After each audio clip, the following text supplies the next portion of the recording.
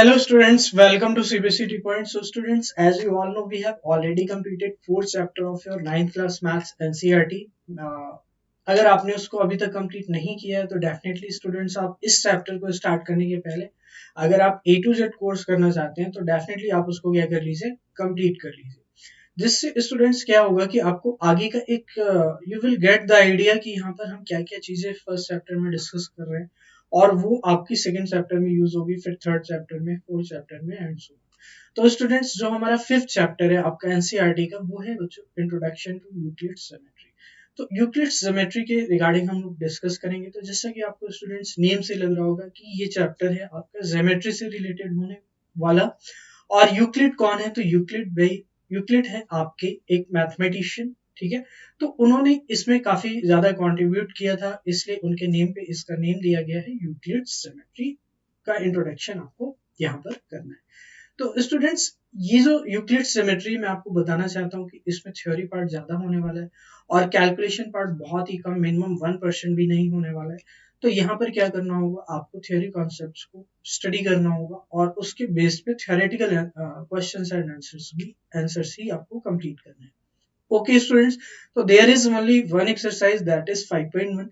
तो आप इसको पहले थ्योरी पार्ट को हम डिस्कस करेंगे one from starting to last, then उसके बाद हम 5.1 एक्सरसाइज को कंप्लीट करेंगे।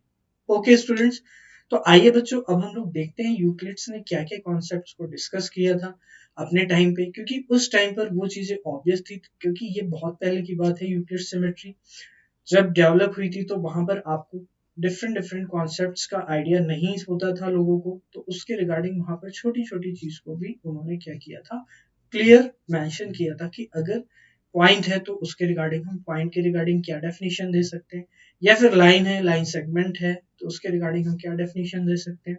ठीक है, तो आइए बच्चों अब हम लोग देखते हैं यूक्लिड्स का ओरिजिन कहाँ से हुआ था।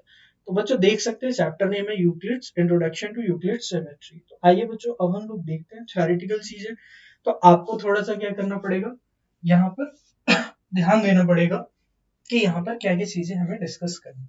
तो the word geometry comes from the Greek word geo. तो बच्चों जो ज्योमेट्री वर्ड है ये आपको याद रखना है कि कहाँ से आया है, ये जियो वर्ड से आया है। और ये कौन सा वर्ड है बच्चों? Greek word. जियो जिसका मीनिंग होता है बच्चों अर्थ होता है, and metry means meaning to measure. Measure इसका मीनिंग क्या होता है बच्चों?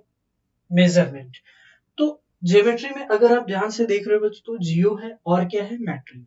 तो ज्योमेट्री इस तरह से बना हुआ है जिसमें दो पार्ट आपके दो पार्ट कंबाइंड है, उसमें क्या है बच्चों, जियो और मैट्रिक। तो जियो का मतलब हो गया अर्थ एंड मैट्रिक का मतलब हो गया मेजरमेंट।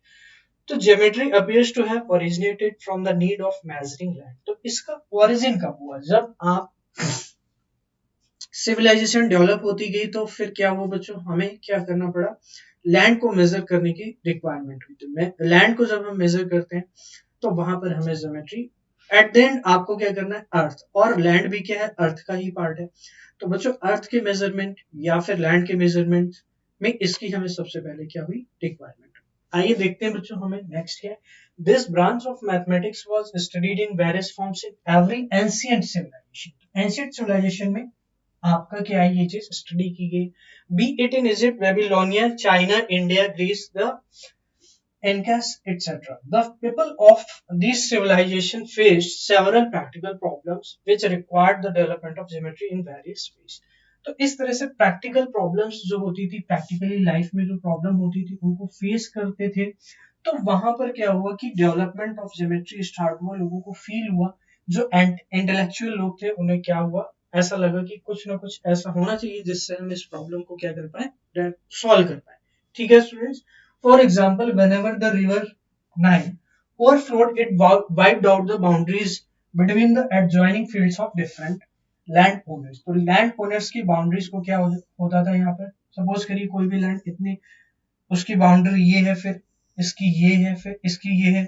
तो इस तरह से क्या होता था, ये वाइप्ड आउट हो जाती थी, तो पता लगाना डिफिकल्ट हो जाता था कि कौन सा एरिया किसको बिलोंग करता है। After such flooding these boundaries had to be redrawn. तो जब ये फ्लडिंग आपकी खत्म हो जाती थी तब आपको क्या करना होता था, बाउंड्रीज को फिर से रिड्रॉ करना होता था। For this purpose the Egyptian developed a number of geometric techniques and rules for calculating simple areas and also for doing simple constructions.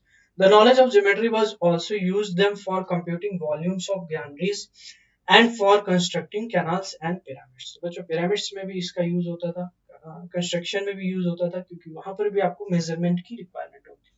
और कंप्यूटिंग वॉल्यूम को कैलकुलेट करने के लिए they also knew the correct formula to find out the volume of truncated pyramid. तो बच्चों truncated pyramid pyramid आप सभी ने देखा है, तो बट ट्रंकेटेड क्या है, अगर पिरामिड को ऊपर से कट कर दिया गया लाइक दिस, तो वो क्या हो जाता है बच्चों, ट्रंकेटेड पिरामिड उसे बोलते हैं। तो ये पिरामिड था, लेकिन उसका ऊपर वाला पार्ट क्या है, रिमूव कर दिया गया, तो जो रिमेनिंग पोर्शन है वो क्या हो जाएगा, आपका ट्रंकेटेड पिरामिड हो जाएगा।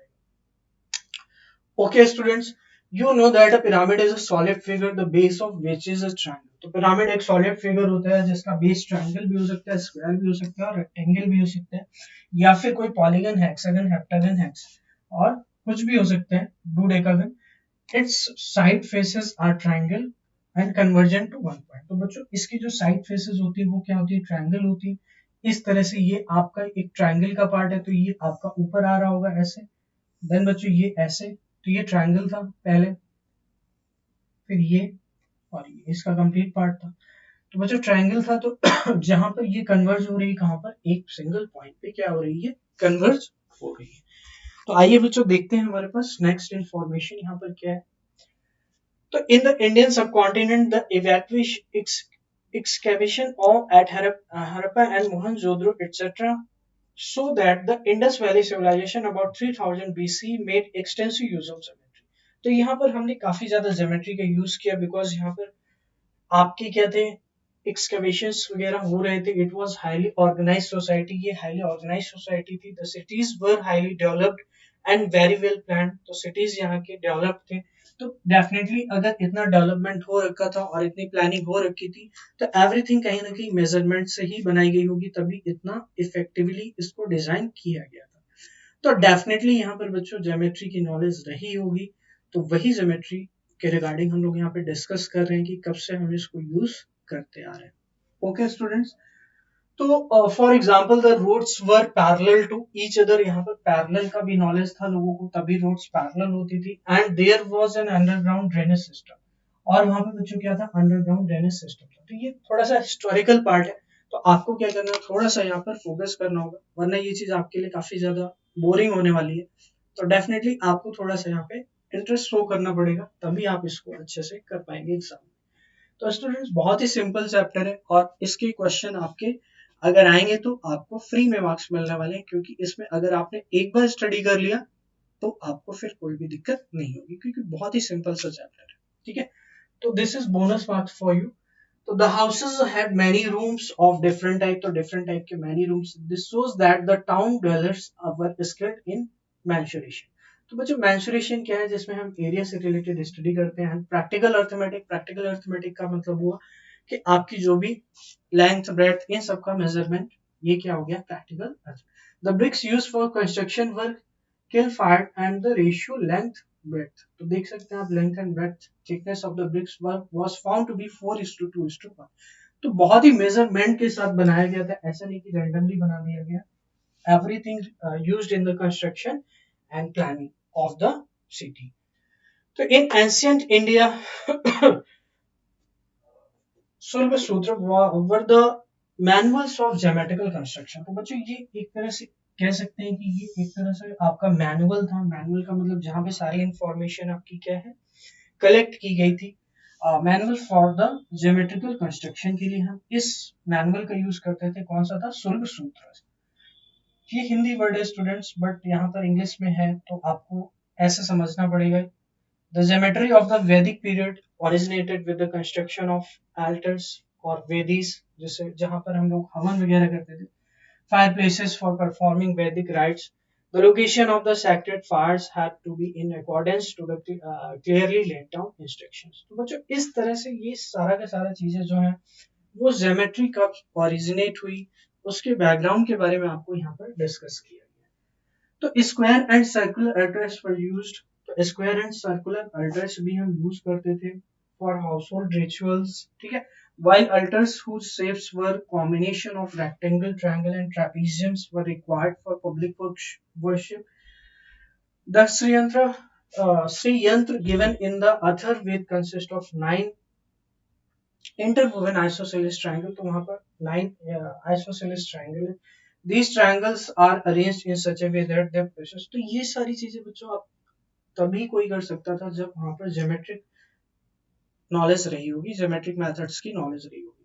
तो दो accurate geometric methods were used for the construction of altars, the principles behind them were not discussed.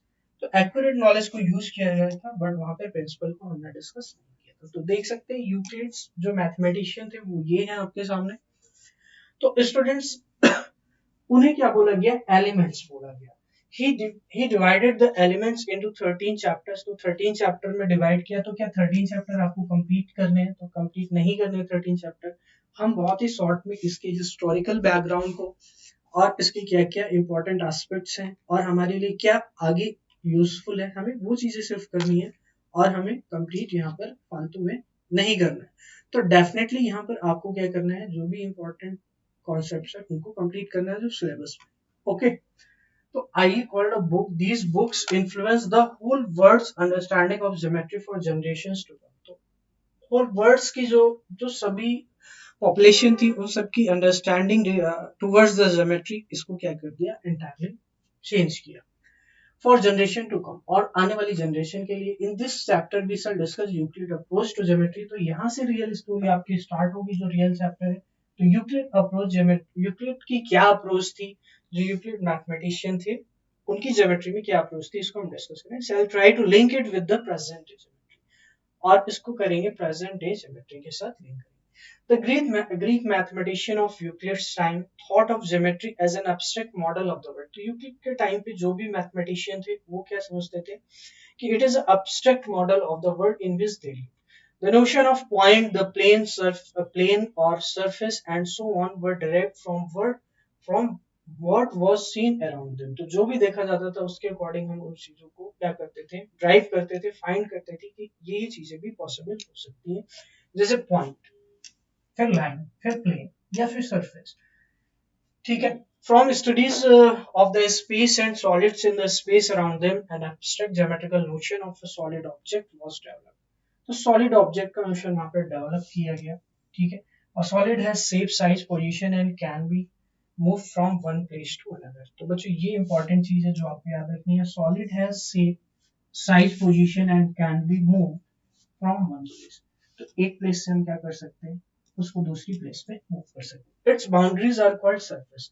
तो इसकी बाउंड्री को हम क्या बोलते हैं, सरफेस बोलते हैं. ठीक है students. They separate one part of the space from another. तो वो क्या करते हैं, सॉलिड जो है आपका वन पार्ट स्पेस में क्या करता है, अदर से सेपरेट करता है. Are said to have no thickness. ठीक है. तो सरफेस जो है बच्चों, सरफेस आप देख सकते हैं कोई भी चीज है, आप सरफेस समझ रहे होंगे. लाइक ये है आपका जैसे, तो ये आपका डिजिटल बोर्ड है बच्चों. तो ये इसका भी एक क्या है, सरफेस.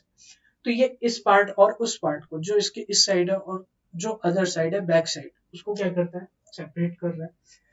तो are said to have no thickness. तो बट उसकी कोई थिकनेस नहीं होती. The boundaries of the surfaces are curve और स्ट्रेट लाइन. तो जो बाउंड्री होती है बच्चों वो क्या होती है, कर्व या स्ट्रेट लाइन होती है. तो इस चीज को आप समझ सकते हो इस डायग्राम से. तो बच्चों यहाँ पे जो डायग्राम दिया गया है आपको, ये वाला डायग्राम. तो अब देखिए बच्चों, एक सरफेस सी है और एक इसकी एडजेसेंट सरफेस है. तो इसको क्या सेपरेट कर रहा है, ये लाइन इसको सेपरेट कर रही है. तो आइए बच्चों हम लोग देखते हैं नेक्स्ट हमारे पास क्या है.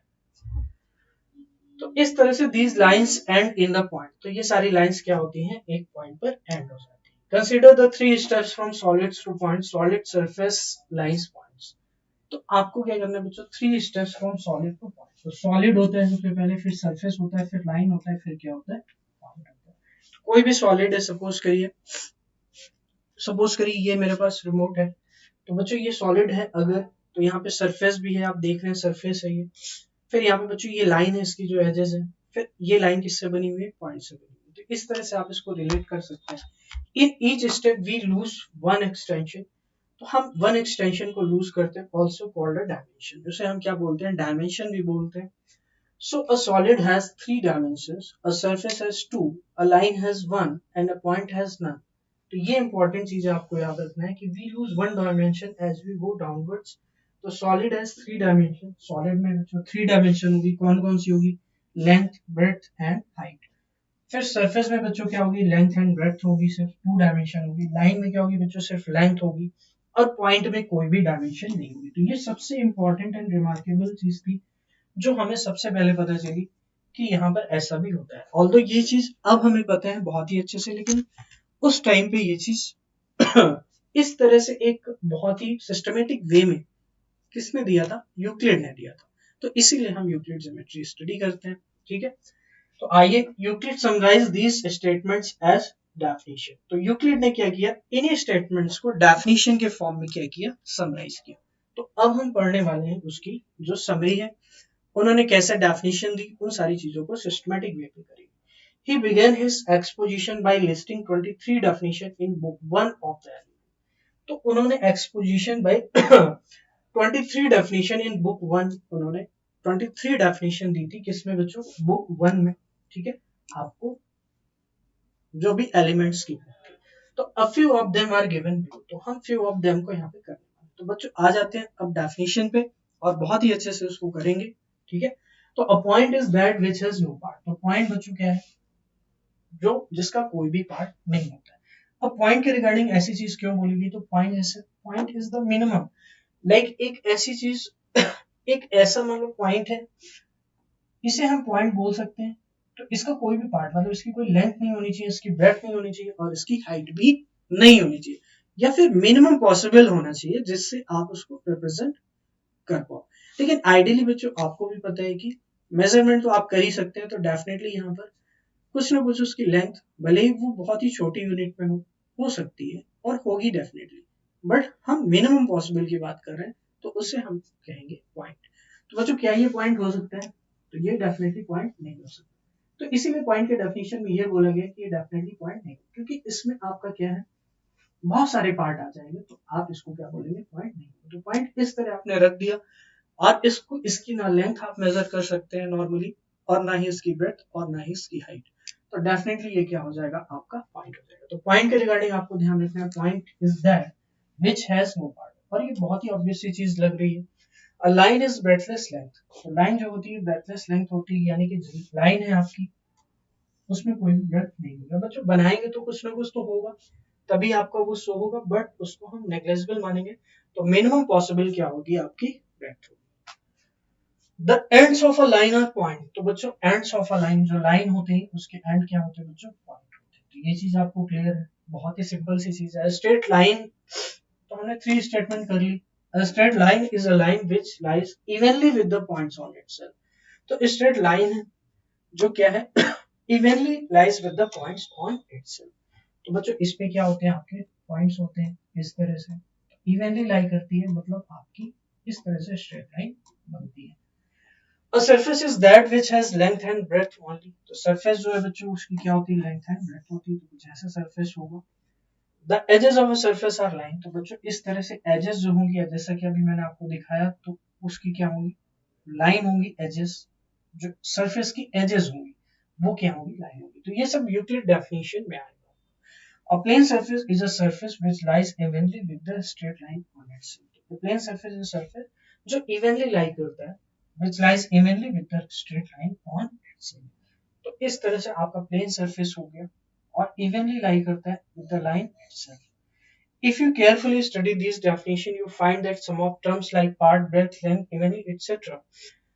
need to be further explained clearly। For example, consider the definition of a point। तो definition of a point को हमें फिर से explain करना पड़ेगा। In this definition, a part needs to be defined। a part define करना पड़ेगा कि part क्या होता है, तो इसके बारे में और हम precise जाएंगे। Suppose if you define a part to be that which occupies area। तो part को अगर हम area के terms में define करेंगे, again an area needs to be defined। तो अब area क्या होता है, area आपके लिए new word रहेगा, या फिर जो भी इसको डिफाइन कर रहा है उसके लिए न्यू वर्ड है। तो अब उसको डिफाइन करने की requirement, so to define one thing you need to define many other thing. तो एक चीज को डिफाइन करने के लिए अगर आप पॉइंट को एरिया के टर्म्स में कि मिनिमम एरिया या फिर जीरो एरिया का सर्कल हो सकता है, अगर आप ऐसे डिफाइन कर रहे हैं तो फिर आपको ये बताना पड़ेगा कि एरिया क्या होता है। फिर एरिया को डिफाइन करने के लिए आप जो चीजें आप यूज करेंगे फिर उसको डिफाइन करना पड़ेगा। तो यही चीजें यहाँ पे बताई गई हैं कि वहां पर जो भी आप टर्म्स यूज करोगे उनको क्या होगा, नेक्स्ट डेफिनेशन आपको देना पड़ेगा। तो विदाउट एन एंड, तो other things you may get a long chain of definition without an and, तो यू मे गेट, फिर उसको डिफाइन करने के लिए फिर नई डेफिनेशन, फिर उसमें कुछ वर्ड आएंगे तो उसको डिफाइन करने के लिए फिर कुछ वर्ड्स की डेफिनेशन देनी पड़ेगी, फिर उसमें कुछ आएंगे।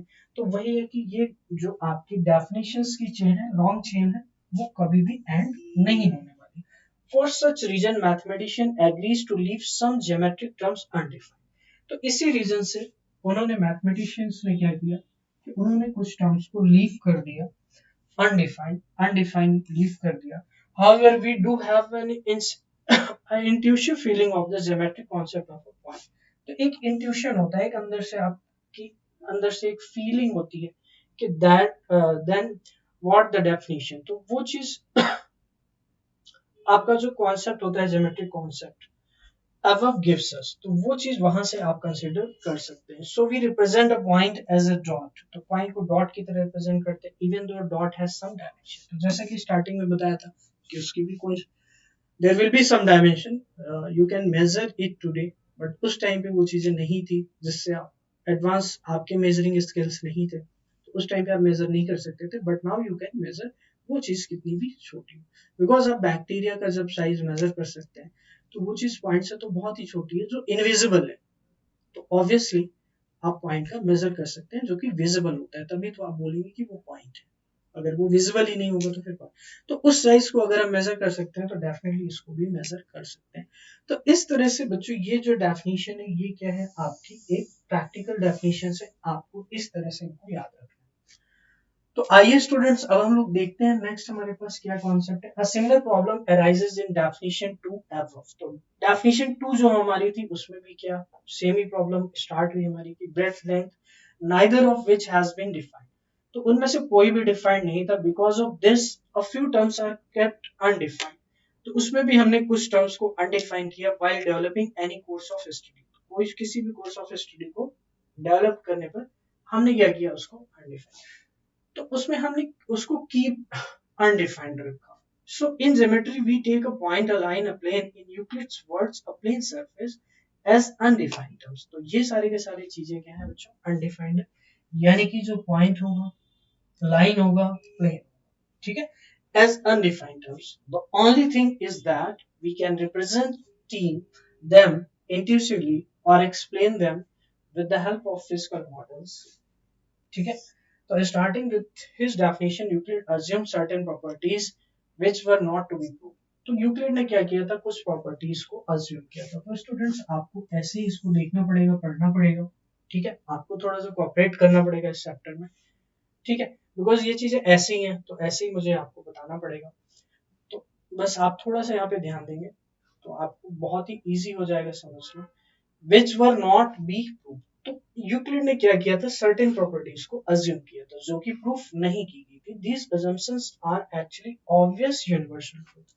तो ऑब्वियस यूनिवर्सल ट्रूथ थे बच्चों ये assumption. He divided them into two types, तो एक्सम एंड पोस्टुलेट। तो बच्चों एक्सम एंड पोस्टुलेट जो होता है माय डियर स्टूडेंट्स, उसमें क्या होता है, आपको ये होता है कि कंसीडर करना पड़ता है कि जो भी चीजें आपने बताई है एग्जाम में एंड पोस्टुलेट में, वो चीज क्या है बच्चों, आपकी यूनिवर्सली डिफाइंड ट्रूथ है, जैसा कि यहाँ पे बताया ऑब्वियस यूनिवर्सल ट्रूथ।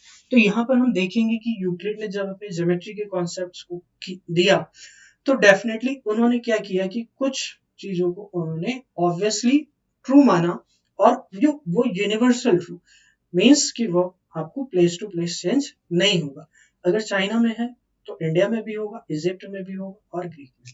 तो डेफिनेटली यहाँ पर स्टूडेंट्स ये चीज आपको समझना है कि यूक्लिड ने जब अपने पोस्टुलेट्स एंड एक्सम्स दिए तो उसको क्या माना, एज अ ट्रुथ माना कि वो चीजें क्या है, आपकी ट्रुथ है। So these assumptions are actually called obvious null. He divided them into two types, axiom and postulate. He used the term postulate for the assumptions that were specific to geometry. तो बच्चों axiom है या postulate है, दोनों ही क्या है, assumed चीजें हैं, assumed statement है, बट जो स्पेसिफिक ज्योमेट्री के लिए यूज किया जाता है वो वर्ड यूज किया जाता है बच्चों postulate। वो वर्ड कौन सा यूज किया जाता है, पोस्टुलेट यूज किया जाता है। तो आपको ये चीज विजिबल होगी। For the assumptions that were specific to geometry, तो जो ज्योमेट्री के लिए क्या थे, specific common notions often called axioms. तो एक्सम्स जो होते हैं बच्चों वो क्या होते हैं, कॉमन नोशंस होते हैं। On the other hand, were assumptions used throughout mathematics and not specifically linked to geometry. तो ज्योमेट्री से एक्सम अब क्या होते हैं बच्चों, एक्सम के बारे में अगर हम बात करते हैं, on the other hand were assumptions used throughout mathematics। तो बच्चों यही डिफरेंस है, और बाकी दोनों भी पहले से ही आपका क्या होता है, कंसिडर्ड यूनिवर्सल ट्रूथ होता है। तो यहाँ पर आपको ये देखना है कि what is axiom and what is postulate. तो बच्चों एक्सम एंड पोस्टुलेट के रिगार्डिंग आपको चीजें क्लियर होंगी, and not specifically on the not specifically used throughout mathematics and not specifically linked to geometry. तो ज्योमेट्री से लिंक होना जरूरी नहीं है। For details about exam and postulate, refer to Appendix 1। अभी हम Appendix 1 को refer करेंगे। Some of Euclid's exams not in his order are given। तो यूक्लिड के assumptions बच्चों यहाँ पर दिए गए हैं, हम इसको यहाँ पर देखने वाले हैं। तो things which are equal to the, ये बच्चों बहुत ही इंपॉर्टेंट चीज अब स्टार्ट होने वाली। आपको क्या करना है, इस चीज पे बहुत ही अच्छे से फोकस करना है, क्योंकि जो आपके बच्चों क्वेश्चंस होंगे वो इन्हीं कॉन्सेप्ट्स पे बनने वाले हैं। तो आइए बच्चों मैं आपको इसको एक एक करके बहुत ही अच्छे तरीके से एक्सप्लेन करूंगा।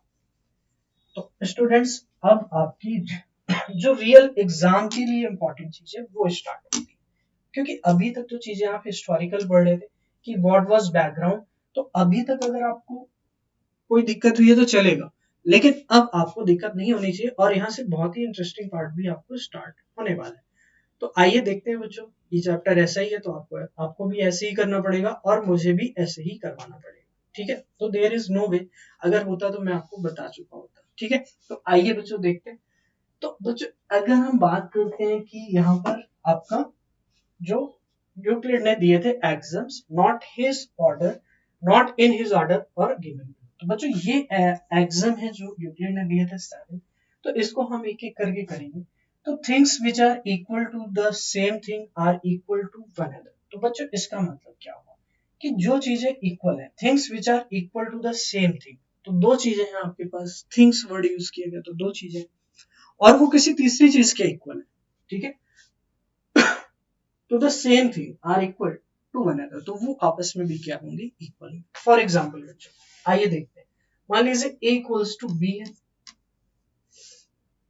और सी इज इक्वल टू बी है, तो ए भी बी के इक्वल है और सी भी बी के इक्वल है, तो मैं ये कह सकता हूँ डेफिनेटली ए भी किसके इक्वल होगा, सी के इक्वल होगा। तो बस इसका मतलब ये कि things which are equal to the other thing, which are equal to the things are equal to one another, things which are equal to the same thing, तो बी आपकी सेम थिंग है, तो ए भी बी के equal है same thing, और सी भी B के इक्वल है सेम थिंग, तो बच्चों वो भी क्या होंगी आपकी आर इक्वल टू वन, तो वो भी क्या होंगी आपकी इक्वल।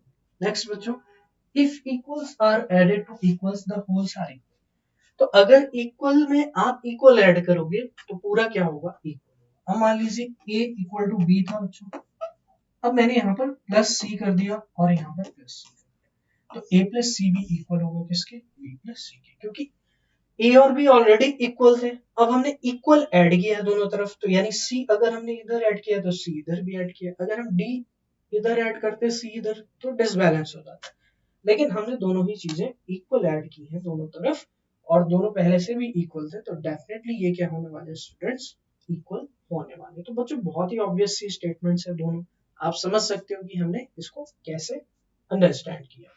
आइए बच्चों देखते हैं, if equal are subtracted from equal, तो इसकी रिवर्स यानी प्लस किया इस बार, तो इस बार प्यारे बच्चों आपको क्या कर देना है, माइनस कर देना है। तो रिमाइंडर आर इक्वल, तो जो रिमाइंडर होगा, अब बच्चों उसको देखिए a इक्वल्स टू आपका b था और मैंने माइनस सी कर दिया, तो ये रिमाइंडर बचेगा, तो रिमाइंडर भी क्या होंगे, इक्वल होंगे। क्यों, क्योंकि a और b ऑलरेडी इक्वल थे, अब आपने c माइनस कर दिया है दोनों। तो बच्चों बहुत ही सिंपल सी चीज है यूक्लिड ने बताई, जो उस टाइम पे बहुत ही यूनिक थी, अब आपके लिए ऑब्वियस सी चीज है, तो वो क्या होने वाली है, अगर आप रिमाइंडर इक्वल यहाँ पर आपको मिलने वाला है। नेक्स्ट बच्चों, things which coincide with one another are equal to one. तो जो चीजें कोइंसाइड कर रही हैं वो भी आपकी क्या होंगी, इक्वल होंगी विथ वन अनदर। तो ऑब्वियस सी चीज है बच्चों, अगर मैंने यहाँ पर कोई भी एक शेप बनाया, सपोज करिए ऐसा, और ये इसके ऊपर एक मैंने ऑफ सर्कल बना दिया और ये कोइंसाइड कर रहा है, तो ये भी क्या होंगे आपके इक्वल होंगे। The whole is greater than the part. अब बच्चों ये चीज स्टेटमेंट कितना समझना इजी है कि ये मेरे पास होल है और इतना पार्ट मैंने इससे निकाल रिमूव कर दिया, तो बच्चों ये हमारे पास क्या बचा, रिमेनिंग बचा। तो रिमेनिंग की हम बात कर नहीं रहे, हम पार्ट की बात कर रहे हैं। तो द होल, अब हमने इतना पार्ट निकाला है, तो ये हमारा पार्ट अलग हो गया, तो ये पार्ट निकाला है और ये वाला इससे ग्रेटर होगा, डेफिनेटली ग्रेटर होगा, क्योंकि ये जो निकाला गया इसी से निकाला गया। तो होल इज ऑलवेज, ये होल है और ये पार्ट है, तो whole is always greater than the part. मुझे कितनी ऑब्वियस सी चीज है, तो आपके लिए ये चीज मेमोराइज करना बहुत ही इजी होगा। नेक्स्ट है बच्चों, things which are double of the same things are equal to. तो जो चीजें डबल है सेम थिंग की, वो क्या होंगी, इक्वल टू वन अनदर हो जाएंगी। बहुत ही इजी स्टेटमेंट है।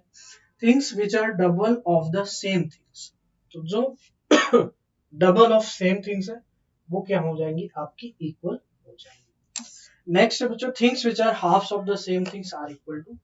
तो जो हाफ होंगी या फिर डबल होंगी या फिर वन थर्ड होंगी, वो सारी की सारी चीजें क्या हो जाएंगी, इक्वल हो जाएंगी।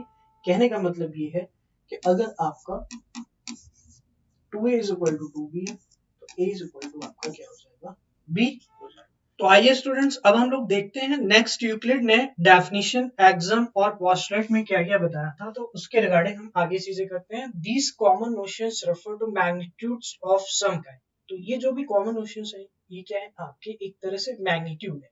The first common notion could be applied to plane figures. तो प्लेन फिगर में अप्लाई कर सकते हैं। For example, if an area of a triangle equals to the area of rectangle, then the area of the rectangle equals to the square.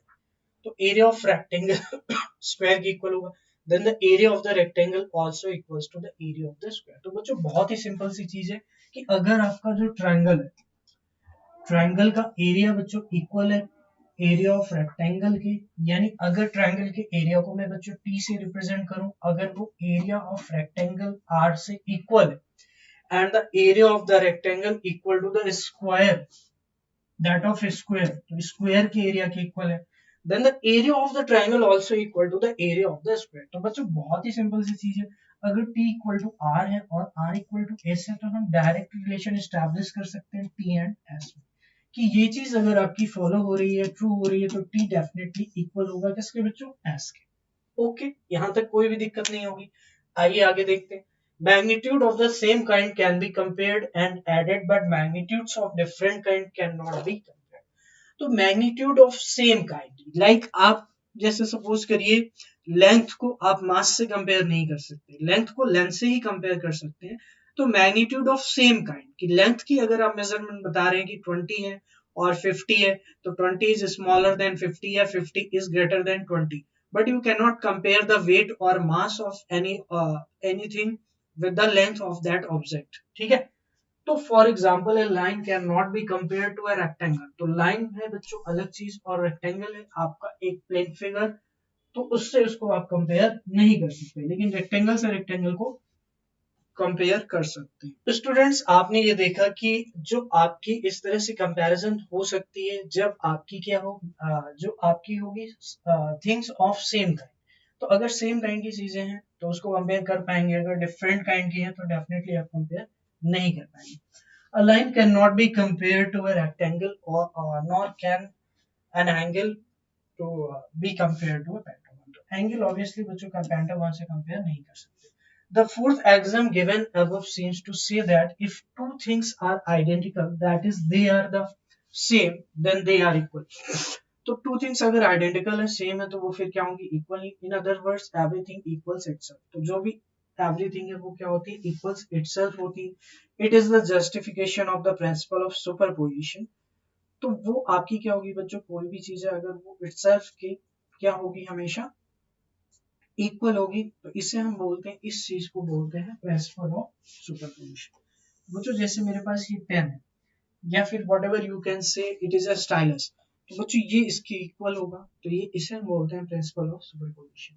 Next है बच्चों exam 5 gives us the definition of greater than. तो exam 5 जो है वो क्या देती है हमें, definition of the greater than देती है। For example if a quantity b is a part of another quantity a, तो b जो है बच्चों एक पार्ट है किसी a क्वांटिटी का, then a can be written as the same as the sum of b and some third quantity c। तो बच्चों बहुत ही सिंपल सी चीज है कि जैसे सपोज करिए ये कोई भी क्वांटिटी है और इसका कोई भी पार्ट है आपका b, तो इसमें आप क्या लिख सकते हो बच्चों, b अगर ये है और ये पूरी की पूरी चीज क्या थी, पहले a थी, तो जो रिमेनिंग पार्ट है c, तो उस तरह से आप लिख सकते हैं a is equal to b plus. और यहाँ से एक चीज ऑब्वियस सी चीज है कि a अगर पूरा था, होल था, तो whole is always greater than the part, तो b आपका क्या है, पार्ट है, तो a is always greater than b, means that there is some c and that a equal to b plus c। तो वहां पर क्या होगा, c होगा और क्या होगा, equal to a plus b plus c। जैसे कि आप देख सकते हैं ये पूरा a था और यहाँ से क्या कर दिया बच्चों, b प्लस c हमने इसको राइट किया। तो आइए बच्चों अब हम देखते हैं पोस्टुलेट 1 को डिटेल में। Now let us discuss Euclid's 5 postulate they are. तो पोस्टुलेट नंबर 1 क्या है मेरे बच्चों, a straight line may be drawn from any point to any other point। तो इसमें कोई बहुत ही डिफिकल्ट चीज नहीं, तो एक पॉइंट है मेरे पास और मैं एक स्ट्रेट लाइन को ड्रॉ कर सकता हूँ।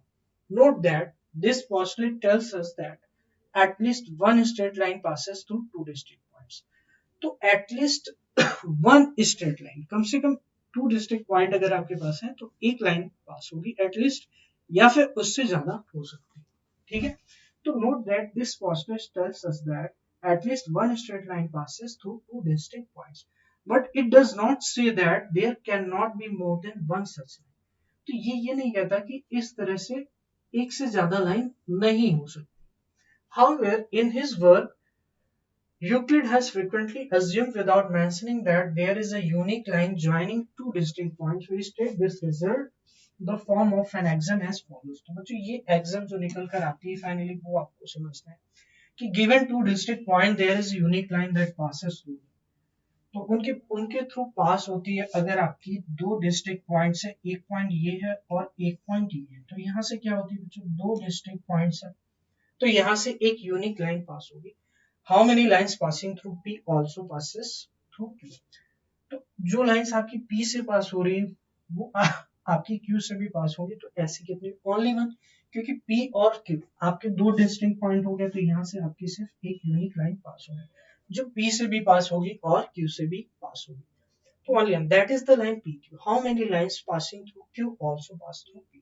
तो कितनी लाइंस है जो Q से पास हो रही है और P से भी पास हो रही है, only one, that is the line PQ। Thus the statement above is self-evident and so it is taken as an axiom।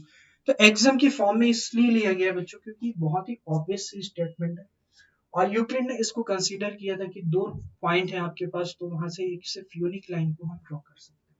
तो आइए बच्चों एक बार इसको रिवाइज कर लेते हैं। जो पोस्टुलेट है वो क्या है बच्चों, स्ट्रेट लाइन में be drawn from any one point to other point। ये बहुत ही सिंपल सी चीज है। Note that this postulate tells us that at least one straight line pass through two distinct points. तो दो डिफरेंट पॉइंट से एटलीस्ट वन लाइन पास होगी, तो बच्चों एटलीस्ट वन, और फिर इसके अलावा ये लाइंस भी आपकी क्या हो रही है, पास हो रही है, आप देख सकते हैं। सिमिलरली यहाँ पर बच्चों Q, यहाँ से भी आपकी क्या हो रही है, लाइंस पास हो रही है, बट इन दोनों पॉइंट से यूनिकली सिर्फ कितनी लाइन होगी, दैट इज यूनिक लाइन, और वो कितनी होगी, ओनली वन। ये चीज आपको फाइनली याद रखनी है कि दो पॉइंट से क्या होगी, यूनिक लाइन पास होगी। आइए देखते हैं नेक्स्ट पोस्टुलेट नंबर 2 क्या है। तो आइए स्टूडेंट्स अब हम लोग पोस्टुलेट नंबर 1 को एक बार रिवाइज कर लेते हैं, फिर उसके बाद पोस्टुलेट नंबर 2 पे चलते हैं। तो बच्चों पोस्टुलेट नंबर 1 क्या है, अ स्ट्रेट लाइन में be drawn from any one point two any other point, यानी कोई भी आपकी स्ट्रेट लाइन किसी भी पॉइंट से किसी भी पॉइंट तक ड्रॉ की जा सकती है।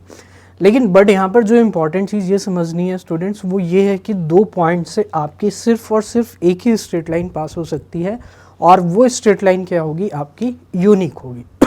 दैट मीन्स कि अगर P एंड Q से आपकी एक स्ट्रेट लाइन पास हो रही है तो सिर्फ और सिर्फ वही पास हो सकती है, उसके अलावा P एंड Q दो पॉइंट से और कोई लाइन पास नहीं हो सकती। तो note that this postulate tells us that at least one straight line passes through two distinct points, but it does not say that there cannot be more than one such line। However, in his work, Euclid has frequently assumed without mentioning that there is a unique line। तो without mentioning, इसको mention नहीं किया है that there is a unique line joining two distinct points. तो there is unique line, you know obviously कि अगर मेरे पास पी एंड क्यू पॉइंट्स है तो मैं पी एंड क्यू से एक ही लाइन को ड्रॉ कर सकता हूँ, दैट इज़ यूनिक, और पी एंड क्यू से कोई भी दूसरी लाइन ड्रॉ नहीं की जा सकती। इनफैक्ट जो आपका सिंगल पॉइंट पी होगा वहाँ से तो आप इनफाइनाइट नंबर ऑफ लाइन्स को ड्रॉ कर सकते हैं, बट यहाँ पर आप इसको ड्रॉ पी एंड क्यू से सिर्फ और सिर्फ एक ही कर सकते हैं, there can not be more than one lines. तो नेक्स्ट स्टूडेंट हमारे पास जो पोस्टलेट है, तो ऐसी में एग्जाम निकल कर आता है कि given two distinct points there is a unique line that passes through.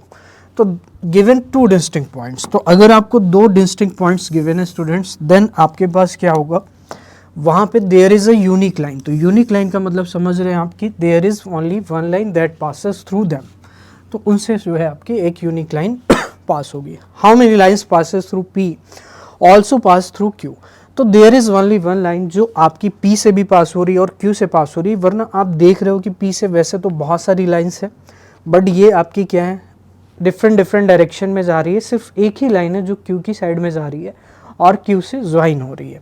तो only one that is the line P Q, तो there is only one line that is P Q. How many lines passing through Q also pass through P, तो कितनी ऐसी line है जो Q से पास हो रही है और पी से भी पास हो रही है, तो there is only one line बच्चों, केवल एक ही लाइन है जो पी से भी क्यू से पास हो रही है और पी से भी पास हो रही है। Only one that is the line P Q, तो there is only one line that is P Q, this the statement above is self evident and so is taken as axiom. तो axiom क्या है बच्चों, जो आपको मैंने discuss किया पहले कि that is self evident statement, तो ये आपका पोस्टलेट नंबर 1 हो जाता है। तो आइए स्टूडेंट अब देखते हैं पोस्टलेट नंबर 2 क्या है हमारा।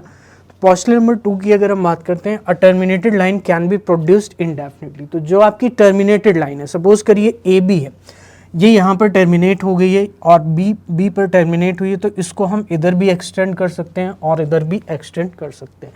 तो बच्चों ये नंबर आपको याद रखना है कि पोस्टलेट नंबर 2 में क्या बोला गया है, according to Euclid geometry a terminated line can be produced indefinitely, यानी जो आपकी टर्मिनेटेड का मीन्स हुआ कि जो लाइन आपकी ख़त्म हो चुकी है, यानी एक तरह से मैं ये कह सकता हूँ कि वो एक लाइन सेगमेंट है, तो उसको हम क्या कर सकते हैं इनडेफिनेटली दोनों साइड में क्या कर सकते हैं, एक्सटेंड कर सकते हैं। ये पोस्टलेट नंबर 2 है। तो बच्चों आपको सिर्फ पोस्टलेट की स्टेटमेंट और पोस्टलेट का नंबर, कौन सी नंबर की पोस्टलेट में क्या बोला गया है, ये चीज़ आपको याद रखना है, बिकॉज एग्जाम के लिए ये चीज़ इंपॉर्टेंट है।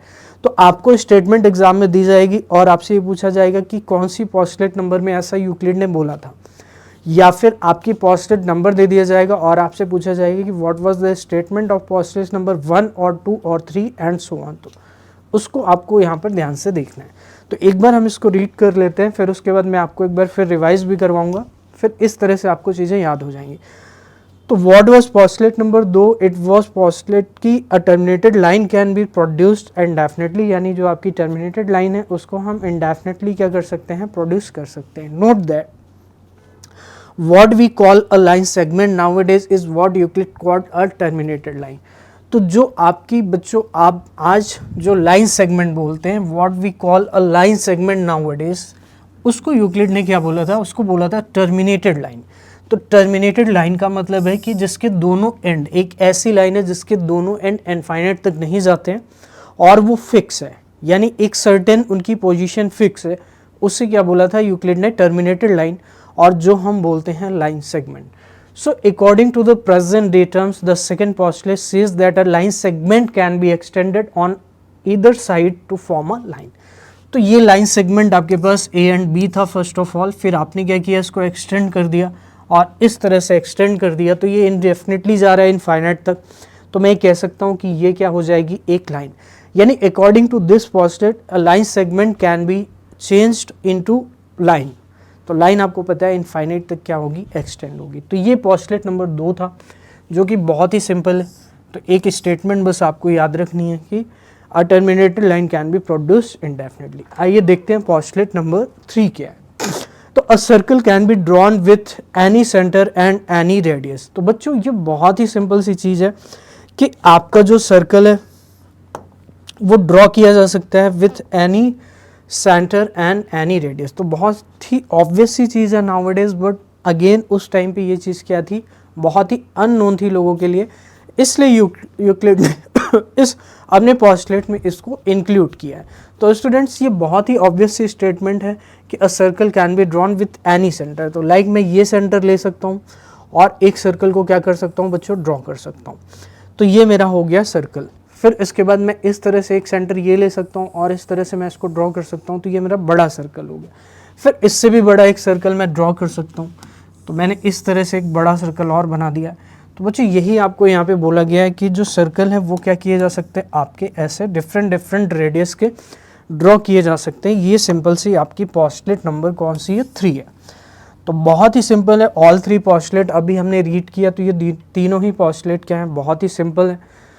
Then postulate number 4, all right angles are equal to one another. तो ऑब्वियस सी चीज़ है कि अगर आपके पास एक राइट एंगल है और एक दूसरा राइट एंगल है, तो सिंस दोनों राइट एंगल है तो दोनों ही क्या होंगे, आपके इक्वल होंगे। तो ये बहुत ही ऑब्वियस सी चीज़ है, postulate number 4। Now postulate number 5 is somewhat very important postulate. जो इनमें अभी तक आपने देखा 4 तक, उसमें सबसे ज़्यादा इंपॉर्टेंट है वो आपकी नेक्स्ट है, that is 5th postulate. If a straight line falling on two straight line makes the interior angles on the same side of it taken together less than two right angles, तो two right angles आप समझ रहे हैं, एक right angle कितना होता है 90, तो two right angle हो जाएगा 180। तो अगर वो आपके सेम साइड में less than two right angle यानी लेस देन 180 एंगल बनाते हैं, 180 degree, then the two straight lines if produced indefinitely, यानी उन दो स्ट्रेट लाइन्स को अगर मैं इनडेफिनेटली प्रोड्यूस करूं तो वो क्या होंगी, डेफिनेटली आपकी मीट करने वाली है on the side on which the sum of the angle is less than two right angles. तो ये कुछ पोस्टलेट आपको एक यूजफुल पोस्टलेट है, तो आपको देखना है कि ये कैसे ऐसा होता है। तो आप इस डायग्राम की हेल्प से इसको बच्चों समझ सकते हैं। फॉर एग्जाम्पल आइए हम लोग देखते हैं इस पोस्टलेट का मतलब क्या है। मैं आपको समझाता हूँ कि for example the line P Q in figure 5.6। तो बच्चों ये फिगर जो आपके सामने ये 5.6 फिगर है, आपको ध्यान देना है 5.6 फिगर में क्या है, falls on lines A B. तो बच्चों ए बी जो लाइन है एंड सी डी लाइन है, इस पे एक पी क्यू लाइन, आप देख रहे हैं कि ये लाइन कौन सी है, पी क्यू है। तो बच्चों ये पी क्यू लाइन क्या हो रही है, इस पे फॉल हो रही है A B and C D पे, such that the sum of the interior angles 1 and 2 is less than 180 degree. तो 1 and 2 जो आपके ये 1 and 2 एंगल्स हैं अंदर की तरफ, वैसे तो बाहर भी एंगल बनेगा आपका, ये भी बनेगा ये भी बनेगा, बट अभी फिलहाल आपको क्या देखना है, 1 and 2 एंगल्स, तो उनका सम अगर लेस देन 90 है, सॉरी लेस देन 180। अब बच्चों एक चीज़ बताइए, ये लेस देन 180 डेफिनेटली होगा क्योंकि ये आपका कैसा एंगल है, एंगल 2 है, एक एक्यूट एंगल और एंगल 1 है। तो जब आप दोनों को सम करेंगे, अगर ये less than 180 therefore the lines A B and C D will eventually intersect on the left side of P Q. तो जिस भी साइड का सम आपका लेस देन 180 होगा, वो उस साइड लाइंस क्या होंगी, आपकी इवेंचुअली इंटरसेक्ट करेंगी जब हम उनको एक्सटेंड करेंगे या प्रोड्यूस करेंगे। तो a brief look at the 5 postulate brings to your notice that postulate 5 is far more complex than any other postulate. तो जैसा कि मैंने आपको बताया कि पोस्टलेट नंबर 5 जो अभी तक आपने 4 प्रीवियस पोस्टलेट्स स्टडी किया था, उसमें जो सबसे ज़्यादा कॉम्प्लेक्स है या सबसे ज़्यादा इम्पॉर्टेंट है वो आपकी कौन सी है, पोस्टलेट नंबर 5। लेकिन है बहुत सिंपल, ये आपको सिर्फ इसमें ये समझना है कि अगर आपके पास 2 लाइन्स है और उस पर एक लाइन क्या हो रही, फॉल हो रही, जिसे हम आज की डेट पे ट्रांसवर्सल लाइन भी बोलते हैं, जो आपने ज्योमेट्री में डेफिनेटली 7th एंड 8th में स्टडी किया होगा। तो ये ट्रांसवर्सल लाइन को उस टाइम पे हम बोलते थे फॉलिंग लाइन। तो ये फॉलिंग लाइन है, तो यूक्लिड ने इसको फॉलिंग लाइन बोला था, बाद में उसका नेम ट्रांसवर्सल हुआ। तो स्टूडेंट्स बट वहाँ पर क्या होता था कि लाइंस आपकी जो होती थी वो पैरेलल होती थी, यहाँ पर 2 लाइंस नॉन पैरेलल हैं। तो जो स्टेटमेंट है यूक्लिड की वो ये है कि अगर जिस भी साइड के एंगल्स का, 2 इंटीरियर एंगल्स का जो सम है वो अगर 180 से लेस होगा, तो वहाँ पर आपका क्या होने वाला है, वो लाइंस क्या होने वाली, इंटरसेक्ट करने वाली। A brief look at the 5 postulate brings to your notice that postulate 5 is far more complex than any other postulate. On the other hand, postulate 1 is through 4 are also simple and obvious. तो जैसा कि मैंने बताया 1 से लेकर 4 तक simple and obvious that these are taken as self evident truths. तो इनको self evident truths हमने माना है। And however it is not possible to prove them, तो उनको प्रूव नहीं किया जा सकता। So these statements are accepted without any proof, तो इन्हें हम बिना प्रूफ के क्या करते हैं, हमेशा एक्सेप्ट करते हैं। तो ये चीज़ आपको इंपॉर्टेंट समझनी कि इनका कोई भी प्रूफ नहीं है, क्योंकि क्वेश्चन आपका इससे भी बनता है कि कौन सी चीज़ें आप बिना प्रूफ के एक्सेप्ट कर लेते हैं। तो वो सेल्फ एविडेंट आपके नॉन फैक्ट्स होंगे या यूनिवर्सल ट्रुथ्स होंगे या सेल्फ एविडेंट ट्रुथ्स होंगे without any proof. Because of its complexity, the fifth postulate will be given more attention in the next section. तो ये फिफ्थ postulate है, मैंने आपको जैसे कि स्टार्टिंग में ही बताया कि it is very important, तो we have to understand it very well. Nowadays postulate and axioms are terms that are used interchangeably and in the same sense. Postulate is actually a verb. तो postulate बच्चों क्या एक verb है। When we say let us postulate, we mean let us make some statement based on the observed phenomena in the universe. तो postulate का मतलब है कि there is some phenomena occurring in the universe and you are making some obvious statement from those phenomena observation. तो उनको observe करके आप क्या कर रहे हो, आप एक statement अपनी तरफ से दे रहे हो, that is known as postulate. Its truth validity is checked afterwards, तो इसकी जो ट्रूथनेस है या फिर वैलिडिटी है उसको हम चेक करेंगे। If it is true then it is accepted as postulate, तो अगर ये ट्रू होगा तो इसको हम पोस्टुलेट की तरह क्या करेंगे, एक्सेप्ट करेंगे। ओके स्टूडेंट्स, तो I hope it is very much clear कि यहाँ पर पोस्टुलेट का मीनिंग क्या होता है एंड एक्सम्स क्या होता है। तो इंटरचेंजेबली हम इनको यूज़ करते हैं। और दूसरी चीज़ बच्चों जो है वो है आपकी कि पोस्टुलेट क्या होता है। These are the statement which are drawn from the observed phenomena in the universe. तो यूनिवर्स में आपने कुछ ऑब्जर्व किया और उसकी बेसिस पे आप क्या कर रहे हो, कुछ कंक्लूजन को ड्रॉ कर रहे हो, तो वो आपका क्या हो जाएगा, पोस्टुलेट हो जाएगा, यानी प्री अज्यूम्ड क्या हो जाएगा, स्टेटमेंट हो जाएगा। ओके स्टूडेंट्स, आइए देखते हैं। तो a system of axiom is called consistent. तो जो सिस्टम ऑफ एग्जाम्स का मीनिंग हुआ कोई बच्चों, जो एग्जाम्स होती हैं उनमें आपके अगर 2-3 एग्जाम आपने ले ली तो इज कॉल्ड कंसिस्टेंट, तो उसे हम क्या बोलते हैं, कंसिस्टेंट बोलते हैं। If it is impossible to deduce from these axioms a statement that contradicts any axiom और प्रीवियसली प्रूव्ड स्टेटमेंट। तो if it is impossible to deduce from these axioms a statement, यानी इन स्टेटमेंट से वो consistent होंगी आपकी अगर उन स्टेटमेंट यानी उन एग्जाम से आप कोई एक ऐसी स्टेटमेंट या एग्जाम को फाइंड करें जो प्रीवियसली जो आपने नोन है उसको कॉन्ट्राडिक्ट करे। ठीक है, तो उसे हम क्या बोलेंगे, यहाँ पर ये इम्पॉसिबल होगा तो उसे हम बोलेंगे सिस्टम ऑफ एग्जाम्स। तो सिस्टम ऑफ एग्जाम क्या होता है, कंसिस्टेंट होता है। System of exams is called consistent, कि अगर हम उससे इम्पॉसिबल हो ये चीज़ डिड्यूस करना कि जो स्टेटमेंट है वो उसको क्या कर रही है, प्रीवियसली नोन एग्जाम्स को क्या कर रही है, कॉन्ट्राडिक्ट कर रही है, ये इम्पॉसिबल होना चाहिए। यानी उससे कोई ऐसी स्टेटमेंट या कंक्लूजन ड्रॉ नहीं होना चाहिए जो प्रीवियसली नोन फैक्ट्स हैं उनको क्या करे, कॉन्ट्राडिक्ट करे। तो आपको ये चीज़ समझनी है यहाँ पर फाइनली कि जो आपकी प्रीवियसली नोन स्टेटमेंट्स हैं उनके बेसिस पे आप कोई एक ऐसी स्टेटमेंट ना निकाल पाओ जिससे वो प्रीवियसली नोन स्टेटमेंट्स को क्या करे, कॉन्ट्राडिक्ट करे। यानी कि वो उन दोनों में कॉन्ट्राडिक्शन नहीं होना चाहिए आपस में, तो उसे हम बोलेंगे system of axioms which are consistent. ठीक है, तो इज कॉल्ड कंसिस्टेंट। तो ये वर्ड इंपॉर्टेंट है, what are known as consistent axioms. Okay students, तो previously proved statement. So when we any system of axiom is given it needs to be ensured that the system is consistent.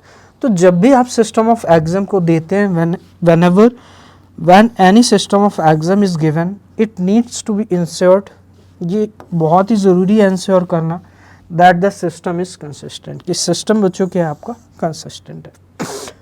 आइए देखते हैं students हमारे पास next क्या है। तो after Euclid stated his postulates and axioms he use them to prove other results. तो जब Euclid ने अपने पोस्टुलेट एंड एग्जाम को स्टेट किया, जब उसने क्लियरली डिफाइन किया कि ये पोस्टुलेट होगा, ये एग्जाम होगा, तो उसने क्या किया, उस पोस्टुलेट को यूज़ करके और भी रिजल्ट्स को क्या किया, ड्रॉ किया। Then using these results he proved some more results by applying deductive reasoning. तो डिडक्टिव रीजनिंग क्या है बच्चों, आपके पास कुछ नोन फैक्ट्स हैं, उनके बेसिस पे आप और नोन फैक्ट्स को क्या करते हो, फॉर्म करते हो, तो वो होती है आपकी डिडक्टिव रीजनिंग। तो the statement that were proved are called propositions, तो जो प्रूव होती थी उन्हें हम क्या बोलते थे, प्रोपोजिशन और थ्योरम बोलते थे। यूक्लिड डिड्यूस्ड 465 प्रोपोजिशन, तो एक बहुत ही बड़ा नंबर है जो यूक्लिड ने डिड्यूस किया 465 proposition in a logical chain using his axiom. तो उन्होंने जो भी एक्सम अपनी बनाई थी, जो भी एक्सम, पोस्टलेट, डेफिनेशन, थ्योरम प्रूव की थी पहले, उसके बेसिस पे उन्होंने 465 प्रोपोजिशन को क्या किया, डिड्यूस किया, या फिर उससे उन्होंने उसको क्या किया, फाइंड किया। In the next few chapters on geometry you will be using these axioms to prove some theorems. तो नेक्स्ट चैप्टर्स में हम यूज़ करेंगे थ्योरम्स को प्रूव करने के लिए। क्या चीज़ यूज़ करेंगे, जो यूक्लिड्स की एग्जाम्स हैं उनका यूज़ करेंगे। देन बच्चों, now let us see in the following example how Euclid used his axiom and postulate for the proving some of the result. तो फॉलोइंग एग्जाम्पल में हम लोग देखेंगे कि यूक्लिड ने कैसे अपने एग्जाम एंड पोस्टलेट को यूज़ किया जो स्टेटमेंट्स हैं उनको प्रूफ करने के लिए। तो आइए बच्चों देखते हैं एग्जाम्पल नंबर 1। तो बच्चों एग्जाम्पल नंबर 1 देख सकते हैं आप। एग्जाम्पल नंबर 1 क्या कहता है, आपके एनसीईआरटी का एग्जाम्पल नंबर 1 है, ये बहुत ही इंपॉर्टेंट है। तो if A B and C are 3 points on a line, तो ए बी सी बच्चों आपके 3 पॉइंट्स हैं लाइन पे, and B lies between A and C, then prove that A B plus B C is equal to A C. तो बच्चों आपको ये proof करना है कि A B plus B C equals to क्या होगा, ए सी होगा। तो A B and C are 3 points on a line and B lies between A and C. तो बी है बच्चों ए एंड सी के बीच में लाई करता है। तो आइए स्टूडेंट्स अब हम लोग देखते हैं इस एग्जाम्पल को कैसे कंप्लीट करेंगे। तो बच्चों दिया गया है कि A B and C are 3 points on a line. तो ए बी सी आपके 3 पॉइंट्स हैं and B lies between A and C. तो बच्चों एग्जाम नंबर 4 अगर आप याद करेंगे तो एग्जाम नंबर 4 क्या थी, एक बार मैं आपको दिखा देता हूँ, फिर उसके बाद आपके लिए ये चीज़ करनी बहुत ईजी हो जाएगी क्योंकि एग्जाम नंबर 4 का यहाँ पर यूज़ होगा। तो आइए देखते हैं बच्चों जो एग्जाम नंबर 4 थी वो क्या थी। तो बच्चों एग्जाम नंबर 4 आप देख सकते हो कि एग्जाम नंबर 4 में क्या बोला गया था, A straight line is a line which lies evenly with the points on itself। तो ये तो डेफिनेशन है आपकी। इसके बाद हम आ जाते हैं एग्जाम नंबर 4 पे। ये देखिए आपकी एग्जाम नंबर 4 है, things which coincide with one another are equal to one another. तो जो चीज़ें कोइंसाइड कर रही हैं with one another are equal to one another. तो अब देखिए अब क्वेश्चन में इसको आप कैसे अप्लाई करेंगे। तो बच्चों अगर मुझे क्वेश्चन में इसको अप्लाई करना है तो आप देख सकते हो कि इस क्वेश्चन में ए एंड सी आपके पॉइंट्स हैं। तो ए एंड सी जो पॉइंट्स है, अगर मैं बोलूँ कि A and C A B plus B C के साथ कोइंसाइड कर रहे हैं, A B plus B C के साथ क्या कर रहे हैं, कोइंसाइड कर रहे हैं, तो A and C you can write points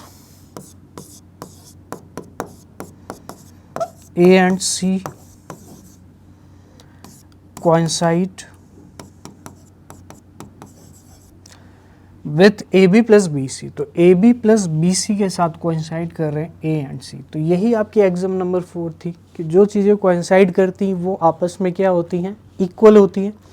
तो मैं कह सकता हूँ कि जो A से C तक की लेंथ होगी वो इक्वल होनी चाहिए AB एंड प्लस किसके इक्वल होनी चाहिए, BC के इक्वल होनी चाहिए। तो बच्चों यही आपकी क्या थी एग्जाम नंबर 4। तो according to axiom number 4 we can prove this question कि A B plus B C is equal to क्या होगा, A C, because A and C points coincide कर रहे हैं किसके साथ, A B plus B C. तो you will write according to axiom number 4 we can say that the things which coincide with each other are equal to one another. तो इस तरह से बच्चों आप देख सकते हो कि क्वेश्चन में एग्जाम का यूज़ कैसे होता है, और ये चीज़ आपको समझनी है कि कौन सी आप स्टेटमेंट प्रूफ करने के लिए कौन सी एग्जाम का यूज़ कर रहे हो, आप उसको प्रॉपर्ली स्टेट करोगे। तो अकॉर्डिंग टू एग्जाम नंबर 4 आपको क्या लिखना पड़ेगा यहाँ पर, अकॉर्डिंग टू एग्जाम नंबर 4। तो आप लिखेंगे according to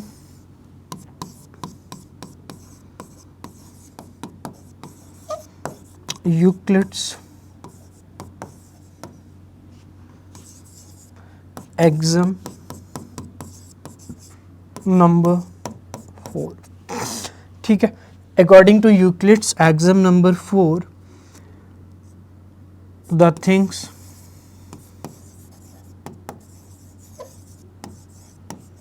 which coincide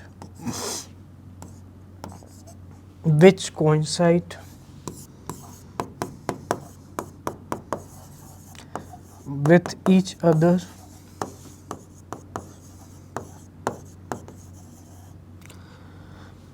are equal to one another। तो किसकी इक्वल होती है? Are equal to one another. तो आप देख सकते हो, फिर से मैं आपको एक बार दिखा देता हूँ। एग्जाम नंबर 4 हमारी क्या थी? देखिए बच्चों, ये एग्जाम नंबर 4 है। आप इसको फिर से देख सकते हैं, स्टेटमेंट का स्क्रीनशॉट ले सकते हैं या फिर आप नोट कर सकते हैं।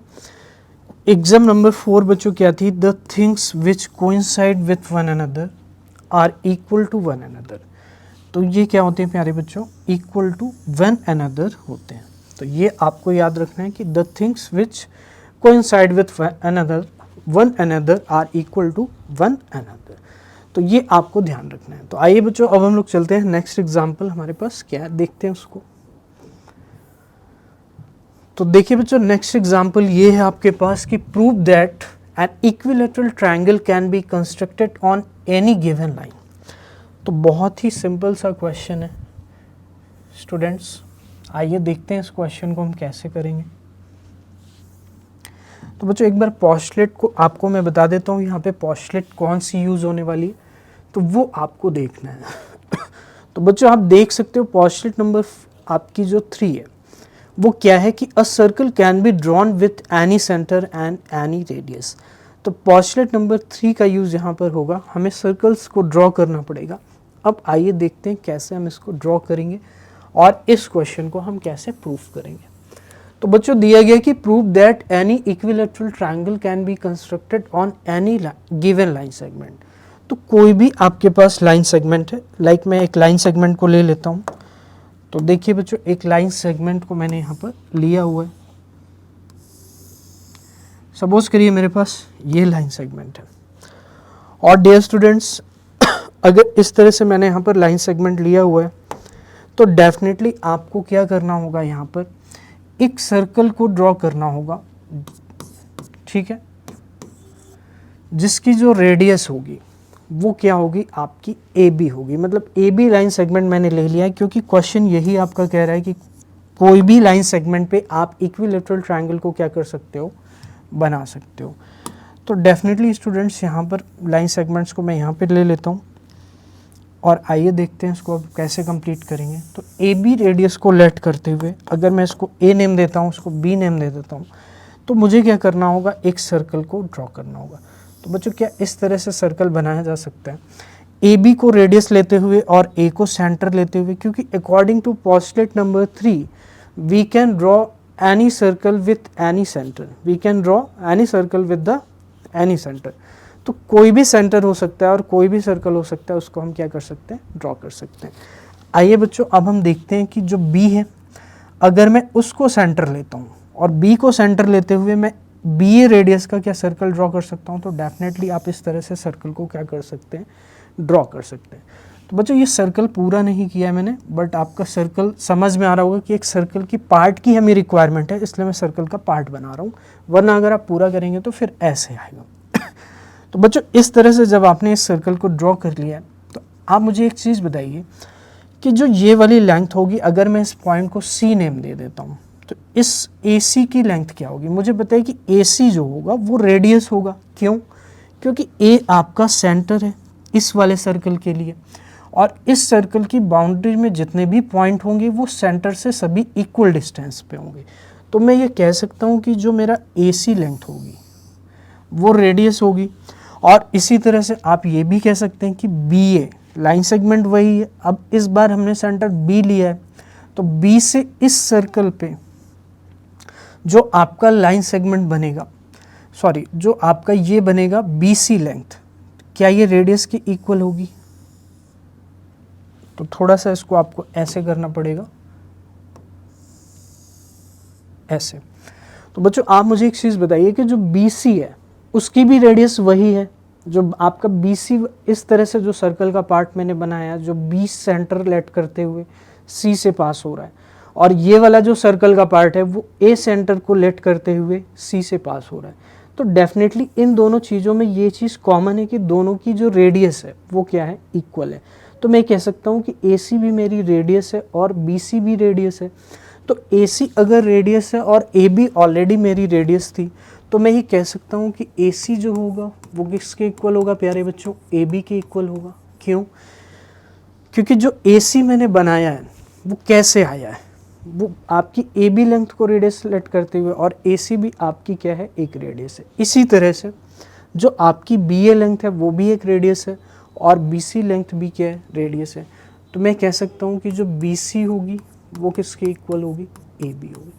तो according to Euclid's axiom we can say that कि the things which are equal to each other are equal to any other thing are equal to each other. तो ए सी भी ए बी के equal है और B सी भी A B के equal है।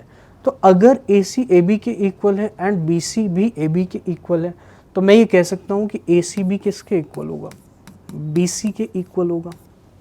ए सी भी किसके इक्वल होगा, बी सी के। और ये दोनों ही चीज़ें किसके इक्वल हैं, ए बी के इक्वल हैं। तो आप मुझे बताइए क्या ये तीनों चीज़ें इक्वल हो गई? बट ये तीनों चीज़ें हैं क्या? ये तीनों चीज़ें मैं ये कह सकता हूँ कि ए बी सी ट्रायंगल की साइड्स हैं। अगर मैं ए सी की बात करता हूँ तो ए सी ये वाली साइड है, अगर मैं बी सी की बात करता हूँ तो बी सी ये वाली साइड है, और अगर ए बी की बात करता हूँ तो ए बी ये वाली साइड है। तो ये तीनों ही साइड्स अगर इक्वल होती हैं तो ट्रायंगल कैसा हो जाता है, ट्रायंगल इक्विलैटरल हो जाता है। तो बच्चों आप सभी को पता होगा कि if all sides of any triangle are equal then the triangle will be equilateral. तो बच्चों इस तरह से आपको इसको समझना है। अब देखिए मैं आपको याद दिला देता हूँ जो आपकी एग्ज़ाम थी उसमें हमने कौन सी एग्ज़ाम को यूज़ किया है। तो प्यारे बच्चों एग्ज़ाम हमने यूज़ किए एग्ज़ाम नंबर 1 को यूज़ किया है, और 1 एग्ज़ाम हमारी ये कहती कि the things which are equal to the same thing are equal to one another. तो जो चीज़ें आपकी सेम थिंग के इक्वल हैं, the things which are equal to same thing are equal to one another, तो वो इक्वल टू वन अनदर हो जाती हैं। इसमें आपको कोई भी दिक्कत नहीं होगी। ठीक है प्यारे बच्चों, और पोस्टुलेट कौन सी यूज़ की है, तो जो भी चीज़ें आप यूज़ करेंगे आप उसको मेंशन कर देंगे। तो प्यारे बच्चों पोस्टुलेट कौन सी यूज़ की थी मैं आपको एक बार याद दिला देता हूँ। पोस्टुलेट कौन सी हमने यूज़ की थी, जस्ट अ सेकेंड। तो बच्चों इसको मैं हटा देता हूँ पहले जिससे आपको पोस्टुलेट दिख जाए क्लियरली। तो आइए देखते हैं बच्चों पोस्टुलेट हमने कौन सी यूज़ की है। तो पोस्टुलेट नंबर 3 का यूज़ किया है। पोस्टुलेट नंबर 3 क्या कहती है? पोस्टुलेट नंबर 3 ये कहती है कि अ circle can be drawn with any centre and any radius. तो जो सर्कल्स हैं वो किसी भी सेंटर और किसी भी रेडियस से क्या किए जा सकते हैं, ड्रॉ किए जा सकते हैं। जैसा कि मैंने आपको ड्रॉ करके बताया कि देखिए कैसे ड्रॉ होंगे। तो ये सेंटर मैंने ले लिया, और अगर मैंने ये सेंटर ले लिया है तो इस तरह से मैं एक सर्कल को क्या कर सकता हूँ, ड्रॉ कर सकता हूँ। तो आइए देखिए कैसे ड्रॉ करेंगे। ये सर्कल हमने ड्रॉ कर दिया, फिर हमने और कोई सेंटर ले लिया, अब इस तरह से हमने ये सर्कल ड्रॉ कर दिया। तो इस पोस्टुलेट का यूज़ किया गया एग्जाम्पल नंबर 2 में हमें कंप्लीट करने के लिए कि एग्जाम्पल नंबर 2 कैसे आप करेंगे। ओके स्टूडेंट्स, तो आई होप बच्चों ये दोनों एग्जाम्पल आपको डेफिनेटली समझ में आए होंगे। तो बच्चों इसके बाद जो है आपका वो स्टार्ट होता है थ्योरम नंबर 5.1। तो आइए बच्चों थ्योरम नंबर 5.1 को हम लोग देखते हैं। थ्योरम नंबर 5.1 क्या है? तो बच्चों थ्योरम नंबर 5.1 की जो स्टेटमेंट है वो बहुत ही सिंपल सी स्टेटमेंट है, और वो स्टेटमेंट ये है कि two distinct lines can not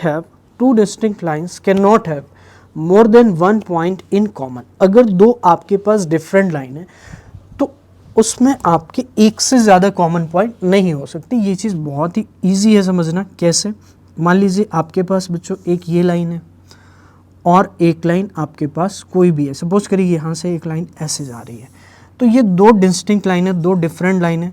तो अब बताइए इनमें कितने पॉइंट कॉमन है? तो आप कह सकते हैं कि सर एक ही पॉइंट कॉमन है, ये वाला।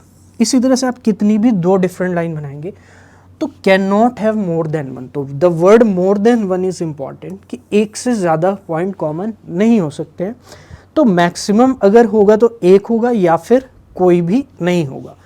तो या तो नो पॉइंट कॉमन होगा या फिर मैक्सिमम कितना होगा, एक पॉइंट कॉमन होगा। अब नो पॉइंट कॉमन कौन सी सिचुएशन में होगा, जब लाइंस आपकी कभी भी मीट नहीं करेगी तो कोई भी कॉमन पॉइंट वहाँ पर आपका नहीं होगा। तो कैन नॉट हैव, अगर वो डिस्टिंक्ट लाइन है यानी वो डिफरेंट लाइन होनी चाहिए, ठीक है। तो आइए देखते हैं, अगर मेरे पास ये एक लाइन है और इसके पैरेलल मैंने एक लाइन को ऐसे ड्रॉ किया है, तो अब मुझे बताइए इसमें कोई भी पॉइंट कॉमन है, तो डेफिनेटली यहाँ पर कोई भी पॉइंट कॉमन नहीं है, तो और दोनों ही डिस्टिंक्ट लाइन है, तो 0 पॉइंट भी कॉमन हो सकता है, मतलब यहाँ पर कोई भी कॉमन नहीं होगा और यहाँ पर क्या होगा आपका मैक्सिमम 1 पॉइंट कॉमन हो जाएगा। तो इस तरह से अगर आप लाइन को ड्रॉ करेंगे कि एक ही पॉइंट से 2 लाइन ओरिजिनेट हो रही है, तो इस तरह से भी आप देख सकते हैं कि जो ओरिजिन वाला पॉइंट है वो क्या है आपका कॉमन है। तो दोनों ही डिस्टिंक्ट लाइन है, इसमें भी 2 डिस्टिंक्ट लाइन है और इसमें भी 2 डिस्टिंक्ट लाइन्स है। तो बच्चों थ्योरम बहुत ही ऑब्वियस है और आप इसको बहुत ही ईजिली समझ सकते हो। तो आई होप ये चीज़ आपको समझ में आ गई होगी कि 2 distinct lines can not have more then 1 point in common. तो आइए देखते हैं बच्चों इसका प्रूफ क्या है। अब प्रूफ के रिगार्डिंग हम लोग यहाँ पे बात करेंगे। तो here we are given 2 distinct lines, 2 lines L and M. We need to prove that they have only 1 point in common. तो उनमें एक ही पॉइंट कॉमन होगा for the time being. Let us suppose that 2 lines intersect in 2 distinct points. तो पहले हम suppose कर लेंगे कि 2 डिस्टिंक्ट पॉइंट पे क्या कर रही, इंटरसेक्ट कर रही। तो बच्चों ये बहुत ही इंपॉर्टेंट मेथड होता है प्रूफ करने का, जिसे हम कॉन्ट्रडिक्शन मेथड बोलते हैं, कि जो चीज़ हमें प्रूफ करनी होती है उसके अपोजिट हम चीज़ों को अज्यूम कर लेते हैं और बाद में उस चीज़ को हम क्या करते हैं, गलत प्रूफ करते हैं, यानी रॉन्ग प्रूफ करते हैं। तो जो हमारी स्टेटमेंट थी वो अगर रॉन्ग, जो हमने अज्यूम की थी वो रॉन्ग हो गई, तो उसके अलावा जो भी चीज़ बच जाएगी वो आपकी क्या हो जाएगी, ट्रू हो जाएगी, करेक्ट हो जाएगी। तो यहाँ पर हमने क्या लेट कर लिया है कि 2 से ज़्यादा, मतलब एक से ज़्यादा पॉइंट क्या है आपके कॉमन है 2 डिस्टिंक्ट लाइन में। तो for the timing let us suppose that the 2 lines intersect in 2 distinct points. तो एक से ज़्यादा अगर होगा तो फिर डेफिनेटली क्या हो जाएगा आपका 2 डिस्टिंक्ट पॉइंट्स पे क्या हो रहा है, इंटरसेक्ट हो रहा है। से P and Q, so you have 2 lines passing through 2 distinct points P and Q. तो आपके पास 2 लाइन है और दोनों ही 2 different points P and Q से क्या हो रही है, पास हो रही है। But this assumption clashes with the axiom that only 1 line can pass through 2 distinct points. तो बट ये assumption जो है, but this assumption clashes the axiom that only 1 line can pass through 2 distinct points. तो 2 distinct point से क्या होगा, आपकी एक ही लाइन पास होगी। ये एग्जाम हमने स्टडी किया था अभी कुछ देर पहले। तो एग्जाम हमने क्या स्टडी किया था कि आपके पास 2 डिस्टिंक्ट पॉइंट है, तो वहाँ से सिर्फ और सिर्फ एक ही यूनिक लाइन क्या होगी आपकी पास होगी। प्यारे बच्चों, but this assumptions clashes with the axiom that only 1 line can pass through 2 distinct points. So the assumption that we started with, that 2 lines can pass through 2 distinct points is wrong. तो इससे क्या हो गया बच्चों, ये चीज़ क्या हो गई, रॉन्ग हो गई। तो 2 डिस्टिंक्ट पॉइंट्स हमने क्या किया था, P and Q लेट किया था कि इंटरसेक्ट कर रही है 2 डिस्टिंक्ट पॉइंट्स पे 2 डिफरेंट लाइन। बट हमारी अजम्पशन जो एग्जाम थी वो क्या थी, you have 2 lines passing through 2 distinct points. तो 2 लाइन्स आपकी 2 डिस्टिंक्ट पॉइंट से पास हो रही है, but this assumption classes with the axiom that only 1 line can. तो यहाँ पर 2 लाइन्स पास होगी। अगर आपकी 2 लाइन्स पे इंटरसेक्ट कर रहा है, मतलब 2 पॉइंट पे अगर इंटरसेक्ट कर रही है लाइन्स, तो डेफिनेटली वहाँ से आपकी 2 लाइन्स पास होगी 2 पॉइंट से। तो ये चीज़ आपको यहाँ पे समझ लेना है कि जैसे सपोज करिए एक पॉइंट ये है और एक पॉइंट ये है।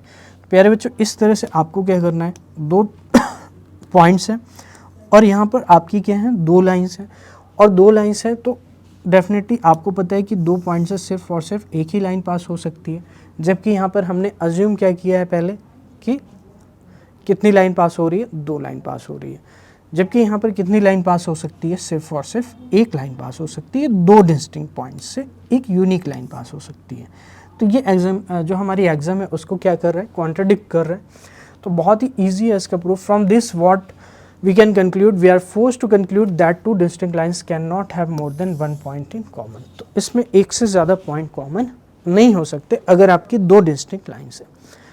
तो dear students, we have completed all the theory part, all the theorems in the Euclid geometry. Now we are going to exercise start the exercise 5.1 of the Euclid geometry.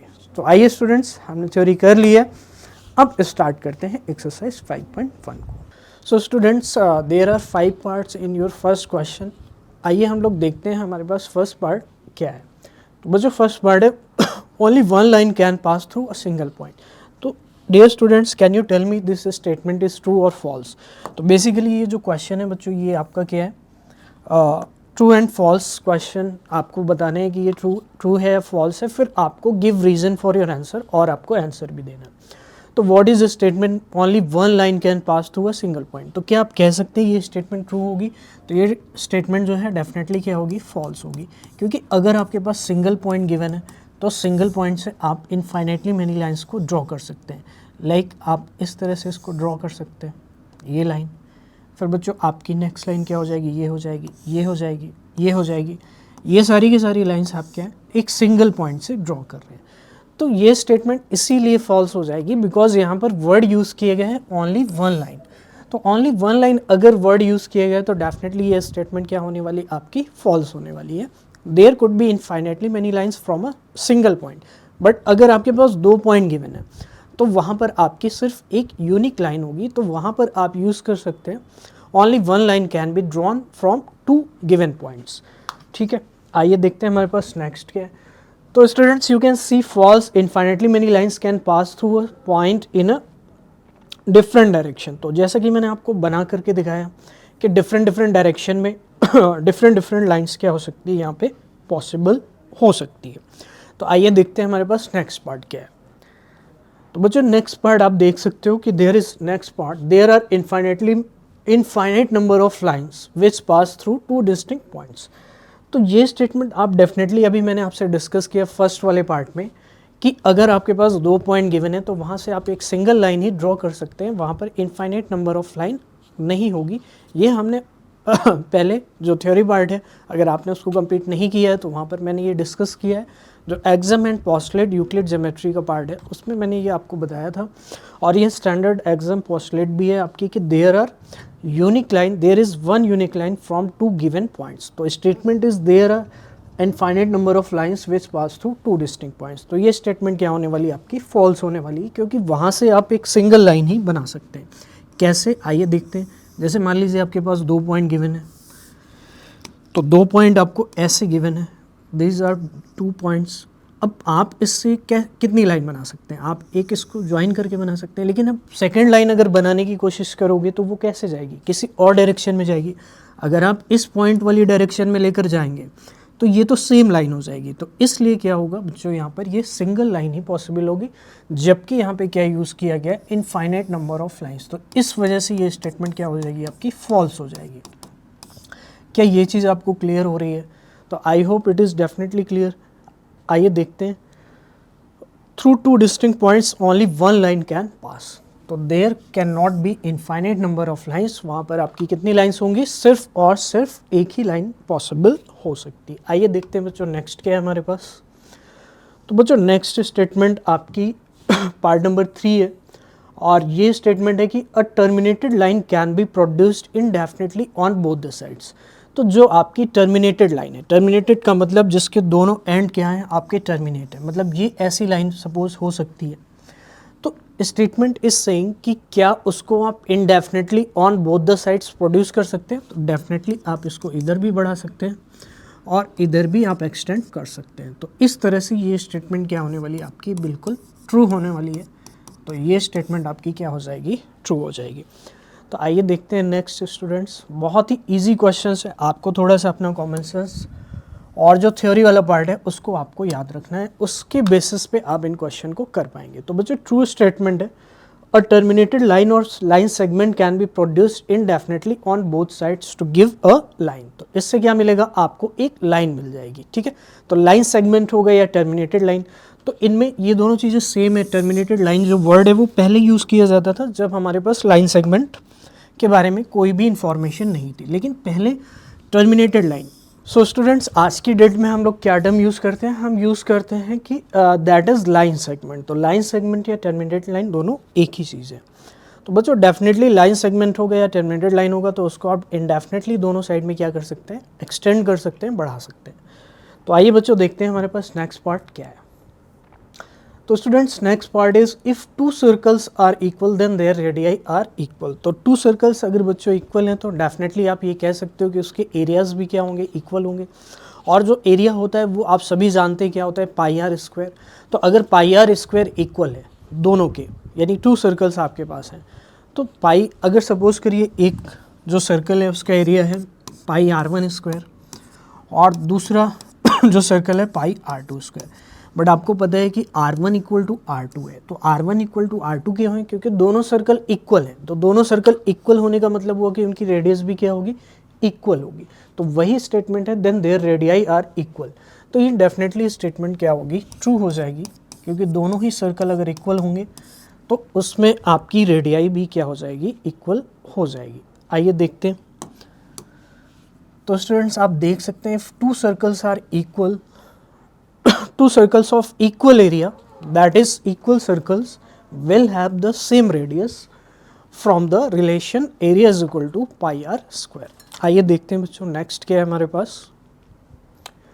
तो बच्चों next statement है that is part number 5 और यहाँ पर दिया गया in figure 5.9 if A B is equal to P Q, यानी जो ए बी लेंथ है वो अगर पी क्यू के इक्वल है and P Q equals to X Y, तो पी क्यू एक्स वाई के इक्वल है then A B equals to क्या है बच्चों, एक्स वाई। ये चीज़ आपको क्या करना है, बताना है ये ट्रू है फॉल्स है।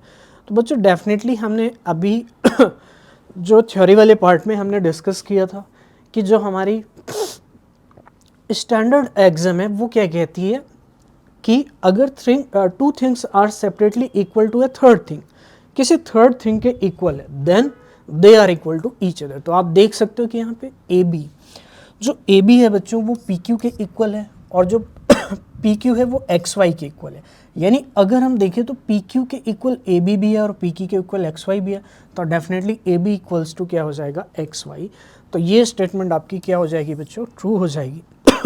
From the axiom that if two things are separately equal to a third thing then they are equal to each other. आइए बच्चों नेक्स्ट देखते हैं हमारे पास क्वेश्चन क्या है। तो अब हम आ जाते हैं बच्चों क्वेश्चन नंबर 2 में और इसको हम लोग करेंगे। तो फर्स्ट ऑफ ऑल मैं देख लेता हूँ उसकी स्टेटमेंट क्या है, आप भी statement first of all understand करेंगे देन आप क्वेश्चन कर पाएंगे। तो बच्चों स्टेटमेंट दी गई है कि give a definition for each of the following. तो यहाँ पर जितने भी टर्म्स आने वाले हैं आपको क्या करना है, सबकी डेफिनेशंस को देना है। उसके बाद क्या है आपका, are there other terms that need to be defined first.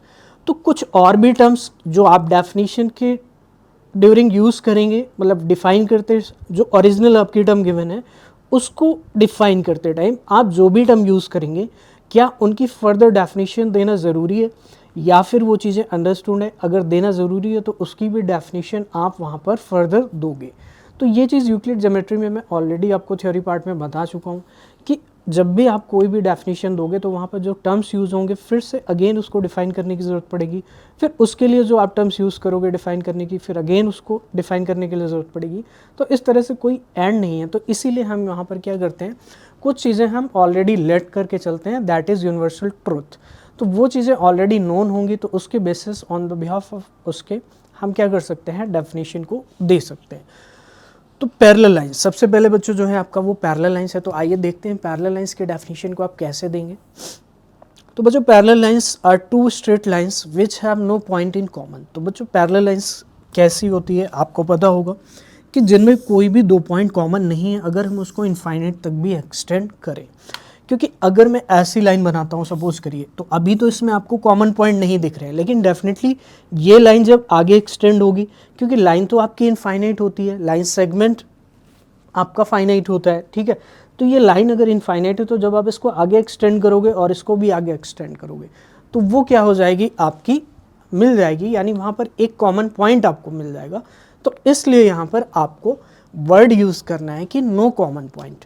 तो ये वर्ड इंपॉर्टेंट है, two straight lines which have no point in common. तो नो पॉइंट इन कॉमन अगर होगा तो are set to be parallel to each other, तो वो क्या होंगी, पैरेलल टू ईच अदर होंगी। अब यहाँ पर हमने क्या क्या वर्ड्स को यूज़ किया, तो आप देख सकते हैं पॉइंट को यूज़ किया है। तो पॉइंट एंड स्ट्रेट लाइन आपके क्या होंगे, सबसे पहले डिफाइन होंगे। तो यहाँ पर जो टू है वो आप डिफाइन करने की ज़रूरत नहीं, क्योंकि टू ऑलरेडी हम जानते हैं और ये आपके इंग्लिश के वर्ड्स हैं। तो जो मेन आपका वर्ड हो गया, यानी जो टर्म हो गया वो क्या हो गया, स्ट्रेट लाइन। और दूसरा जो होगा वो होगा पॉइंट। बाकी चीज़ें आपकी ऑब्वियस है, like common are set to be, इनको तो डिफाइन करने की कोई ज़रूरत नहीं है। और पैरेलल टू ईच अदर, इसी चीज़ को आप डिफाइन कर रहे हैं, तो पैरेलल भी आप आगे डिफाइन नहीं करेंगे, क्योंकि ये जो फर्स्ट डेफिनेशन है वो किसकी है, पैरेलल लाइन की है। तो आप इस चीज़ को डेफिनेटली समझ रहे होगे कि क्या चीज़ होती है पैरेलल लाइन। तो पैरेलल लाइन एक ऐसी लाइन होती है, मतलब it's a pair of line, in fact you can say, कोई एक सिंगल लाइन पैरेलल कभी भी नहीं हो सकती। आप दूसरे लाइन के रेफरेंस में ही हमेशा यू विल टेल कि ये लाइन इसके क्या होने वाली है, पैरेलल होने वाली है। तो बच्चों point and straight line will have to be defined first, point and straight line as defined in Euclid text. तो जैसा कि यूक्लिड टेक्स्ट में डिफाइन किया गया था पॉइंट्स को, वैसे ही आप डिफाइन करेंगे। तो पॉइंट को कैसे डिफाइन किया गया था आप याद करिए, मैं आपको ऑलरेडी थ्योरी पार्ट में कंप्लीट करा चुका हूँ कि जो पॉइंट है उसका कोई भी पार्ट नहीं होता है। जो यूक्लिड का टेक्स्ट था उन्होंने ऐसे इसको डिफाइन किया था, तो आपको भी ऐसे ही डिफाइन करना है। A point is that which has no part. तो जो पॉइंट होता है उसका कोई भी पार्ट नहीं होता है। A line is breathless length, और लाइन जो होती है उसकी क्या होती है, कोई भी ब्रेथ नहीं होती है, और सिर्फ उसकी लेंथ होती है। And a straight line is a line which lies evenly with the points on itself. तो एक स्ट्रेट लाइन क्या होती है, straight line is a line which evenly lies with the point itself. तो ये स्ट्रेट लाइन की definition हो गई। तो बच्चों ये क्या हो गए आपके पॉइंट्स, तो ये इवनली लाई कर रही है, मतलब इन पॉइंट्स में क्या कर रही है, इवनली लाई कर रही है। तो ये आपकी स्ट्रेट लाइन की डेफिनेशन हो गई। तो students I want to tell you, जब आपके एग्जाम में ऐसा क्वेश्चन आएगा और ऐसी स्टेटमेंट लिखी होगी जहाँ पर लिखा होगा what are they and how might you define them, आप उनको कैसे डिफाइन कर सकते हो और क्या क्या टर्म्स यूज़ हो रही हैं और कौन कौन सी जो टर्म्स है उनकी डेफिनेशन देना इंपॉर्टेंट है to understand the previous definition. तो इस तरह से स्टूडेंट्स आपको डिफाइन करना है। तो आइए अब हम लोग देखते हैं हमारे पास नेक्स्ट पार्ट क्या है। तो बच्चों नेक्स्ट पार्ट है आपके पास परपेंडिकुलर लाइंस। तो बहुत ही इजी है, परपेंडिकुलर लाइंस क्या होती हैं। तो आप मुझे एक सिंपल सी चीज़ बताइए कि अगर जो आपकी पैरेलल लाइन थी तो उनमें से एक लाइन को मैं 90 डिग्री से क्या कर देता हूँ, रोटेट कर देता हूँ। अगर मैंने 90 डिग्री से रोटेट कर दिया है तो वो क्या हो जाएंगी, आपकी परपेंडिकुलर लाइंस हो जाएंगी।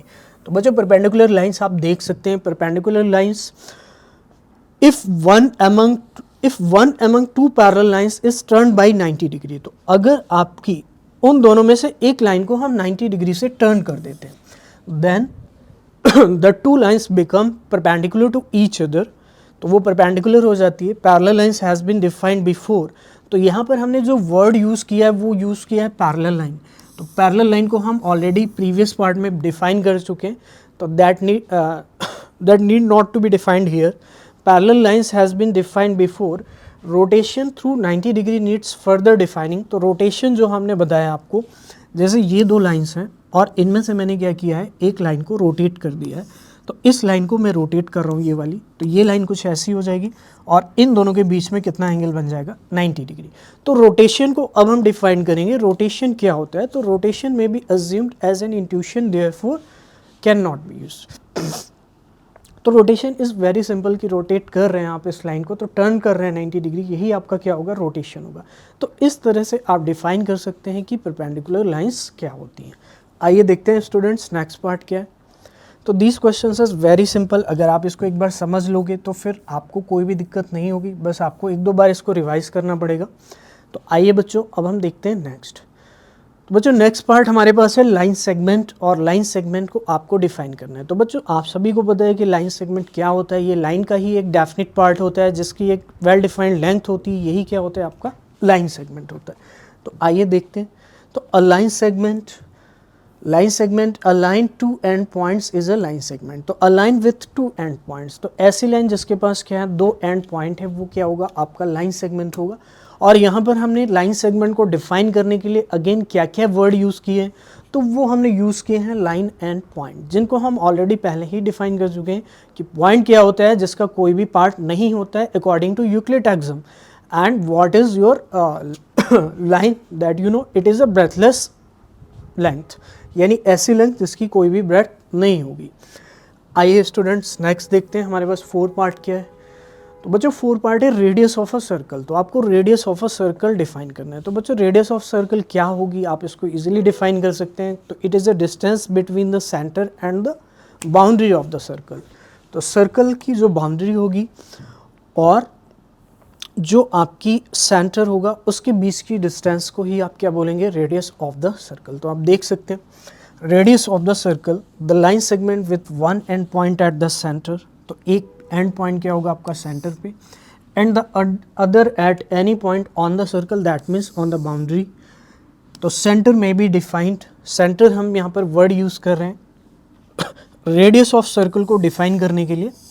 तो सेंटर क्या होगा, सेंटर में be defined as a point inside the circle.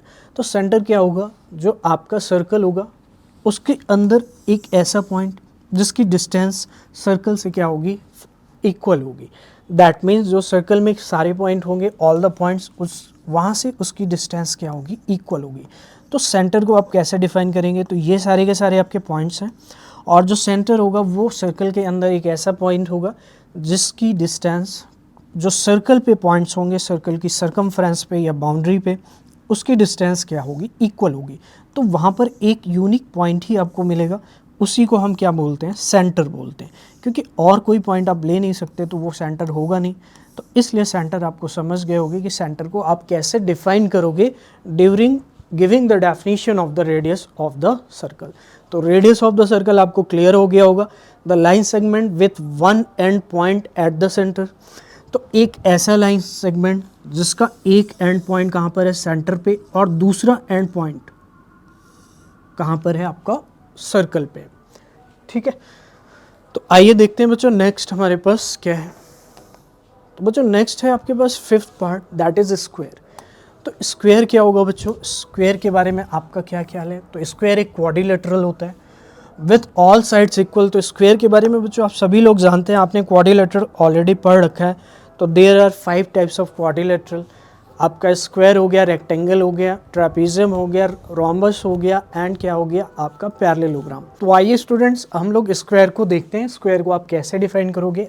It is a quadrilateral with all sides equal and all angles right angle. तो बच्चों स्क्वायर आप सभी जानते हैं, जैसा कि मैंने आपको अभी बताया कि there are 5 types of quadrilateral. तो उनको आप डिफरेंट वे में डिफाइन करते हैं। तो बच्चों राइट एंगल होता है जिसमें ऑल एंगल्स क्या होते हैं, राइट एंगल होते हैं। सबसे इंपॉर्टेंट चीज़ ये है। तो 2 इंपॉर्टेंट चीज़ें आपको याद रखनी है, ऑल साइड्स इक्वल। तो ये सभी बच्चों को पता है, all sides are equal. And बच्चों ईच एंगल कितना होता है, ईच एंगल 90 डिग्री होता है। वैसे तो इसकी और भी प्रॉपर्टी होती है कि डायगनल्स भी क्या होते हैं, इक्वल होते हैं। तो क्वाड्रिलेटरल बच्चों यहाँ पर जो टर्म है जो आपको डिफाइन करनी वो कौन सी है, क्वाड्रिलेटरल है। तो quadrilateral is a figure with 4 sides. तो ये कैसा फिगर होता है जिसमें 4 साइड्स होती है। A figure, side and angle में be assume to be known. तो ये सारी टर्म्स जो हैं आप ऑलरेडी जानते हैं कि फिगर क्या होता है, फिर आपका साइड क्या होता है, you all know, and angle क्या होता है। ये सारी टर्म्स ऑलरेडी हम इसको क्या करेंगे, नोन कंसीडर करेंगे। तो आइए स्टूडेंट्स अब हम लोग देखते हैं हमारे पास थर्ड क्वेश्चन क्या है। तो बच्चों थर्ड क्वेश्चन आपके सामने आप देख सकते हो कि देयर इज़ 2 पोस्टुलेट्स जो आपको कंसीडर करना है। तो एक एक करके हम पोस्टुलेट को कंसीडर करेंगे, and on the basis of given postulate we will decide कि whether it is correct or not. तो given any 2 distinct points A and B, there exists a third point C which is in between A and B। तो 2 points हैं आपके पास और वहाँ पर एक third point exist करता है C, ठीक है, जो कि A और B के इन बिटवीन है। तो let A and B be a straight line, there are infinite number of points composing this line। तो बच्चों ये स्टेटमेंट, ये पोस्टुलेट बिल्कुल ट्रू होने वाला है कि there exists a third point। तो एक थर्ड पॉइंट भी एग्जिस्ट करेगा in between A and B। तो एक ही पॉइंट नहीं और भी पॉइंट एडजस्ट कर सकते हैं। तो वही एक्सप्लेनेशन आपको यहाँ पर मैं बता रहा हूँ कि there could be infinite number of points in between A and B, choose any except the 2 end points A and B. तो ए एंड बी को आपको चूज नहीं करना है, this point lies between A and B. तो बच्चों देखिए मैं आपको यहाँ पे बताता हूँ कि ये आपके पास 2 पॉइंट थे ए एंड बी। तो आपने इस तरह से बच्चों इनके बीच में आप देख सकते हो कि बहुत सारे पॉइंट हो सकते हैं in between A and B, ठीक है बच्चों। अब this point is between A and B, और ए और बी को अगर आप इंक्लूड नहीं कर रहे हो, choose any except the 2 end points A and B. तो यही आपकी बच्चों पोस्टुलेट है जो कि एकदम क्या होगी, करेक्ट है। नेक्स्ट आपके पास जो स्टूडेंट्स है वो आपको देखना है कि there exist at least 3 points are not on the same line. Do this postulate contain any undefined terms. तो इन पोस्टुलेट में क्या कोई अनडिफाइंड टर्म है? Are this postulates consistent? Do they follow from Euclid postulate? Explain. If there are only 2 points they can always be connected by straight line. जैसा कि हम standard आपकी पोस्टुलेट स्टडी कर चुके हैं कि हमारे पास अगर 2 पॉइंट है तो उससे हम एक यूनिक लाइन को ड्रॉ कर सकते हैं। We can always make a straight line. Okay, my dear students, then always be connected by a straight line from Euclid's postulate, जैसा कि हमने already discuss किया है। Therefore, there have to be at least 3 points for one of them not to fall on the straight line between the other 2। तो बच्चों जो statement थी इस पोस्टुलेट में, ये पोस्टुलेट यूक्लिड की नहीं है, एक रैंडमली पोस्टुलेट ली गई है और आपको ये डिसाइड करना है कि ये क्या आपकी कंसिस्टेंट होगी। तो जैसा कि मैंने थ्योरी पार्ट में ऑलरेडी बताया कंसिस्टेंट क्या होता है, तो अगर वो एक दूसरे को कॉन्ट्राडिक्ट नहीं करते तो वो क्या होता है? कंसिस्टेंट हो जाता है। तो do this postulates contain any undefined terms? Are this postulates consistent? Do they follow from Euclid postulate? तो डेफिनेटली यूक्लिड पोस्टुलेट को फॉलो नहीं करेगा, बट ये कंसिस्टेंट होगा। तो इफ यहाँ पर आप इस चीज़ को समझ गए हो कि there exist at least 3 points that are not on the same line. तो डेफिनेटली अगर आप इस तरह से 2 पॉइंट ले रहे हैं तो थर्ड पॉइंट आपका यहाँ भी हो सकता है, यहाँ भी हो सकता है। तो 3 पॉइंट्स ऐसे एग्जिस्ट कर सकते हैं जो एक लाइन में नहीं आएंगे, ये स्टेटमेंट आपकी है। लेकिन अगर हम 2 पॉइंट की बात करते हैं तो वो डेफिनेटली एक लाइन में आएंगे, क्योंकि आप 2 पॉइंट से एक यूनिक लाइन को ड्रॉ कर सकते हो। ये पोस्टुलेट हम ऑलरेडी स्टैंडर्ड पढ़ चुके हैं। तो आइए स्टूडेंट्स, अब हम लोग देखते हैं हमारे पास नेक्स्ट क्या है। तो बच्चों नेक्स्ट है आपकी एक्सरसाइज 5.1 का 4th क्वेश्चन, और देखिए इस क्वेश्चन को, बहुत ही इंटरेस्टिंग क्वेश्चन है। तो आप इसको देख सकते हैं कि if a point C lie between 2 points A and B such that A C equals to B C. तो आपके पास क्या है कि एक सी पॉइंट है जो ए और बी के बीच में लाई कर रहा है, that lies between A and B, then prove that A C is equal to half A B, explain by drawing the figure. तो बहुत ही ईजिली एक्सप्लेन कर सकते हैं बाई ड्रॉइंग द फिगर। तो आपके पास 2 पॉइंट्स हैं ए एंड बी, और dear students C point है यहाँ पर, और A C is equal to B C है। तो यानी ये वाली लेंथ इसके इक्वल है। तो मैं डेफिनेटली ये कह सकता हूँ बच्चों, ए सी इज इक्वल टू अगर बी सी है तो ए बी इक्वल होगा ए सी प्लस बी सी। मैं ये कह सकता हूँ ए बी जो होगा A C plus B C के इक्वल होगा, क्योंकि ये इसमें क्या है, आपका कोइंसिडेंट पॉइंट है सी। ठीक है, तो सी अगर इसमें लाई कर रहा है तो डेफिनेटली आपका ए बी जो होगा वो ए सी प्लस बी सी के इक्वल होगा।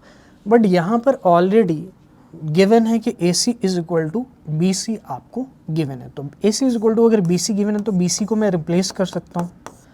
तो बी सी को अगर मैं ए सी से रिप्लेस करता हूँ तो ये आएगा, और फिर यहाँ पर ए बी आपका कितना हो जाएगा 2ac, और ए बी अगर 2ac है तो ए सी प्यारे बच्चों कितना आएगा, हाफ ए बी आएगा। क्यों आएगा? क्योंकि 2 आपका यहाँ पर मल्टीप्लाई में है, तो इसलिए वो क्या हो जाएगा, डिवाइड में। और यही चीज़ हमें क्या करनी है, प्रूफ करनी है। तो हमने क्या यूज़ किया है कॉन्सेप्ट, वो देख लेते हैं कि B C plus A C coincide with A B. तो जब हम बी सी प्लस ए सी या ए सी प्लस बी सी, आप कुछ भी कह सकते हैं, वो ए बी के साथ क्या कर रहा है, कोइंसाइड कर रहा है, तो इसका यूज़ किया है।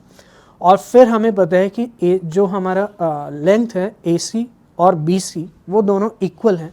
तो अगर दोनों इक्वल हैं तो किसी एक में मैं कन्वर्ट कर सकता हूँ, यानी बी सी को मैं ए सी से रिप्लेस कर सकता हूँ।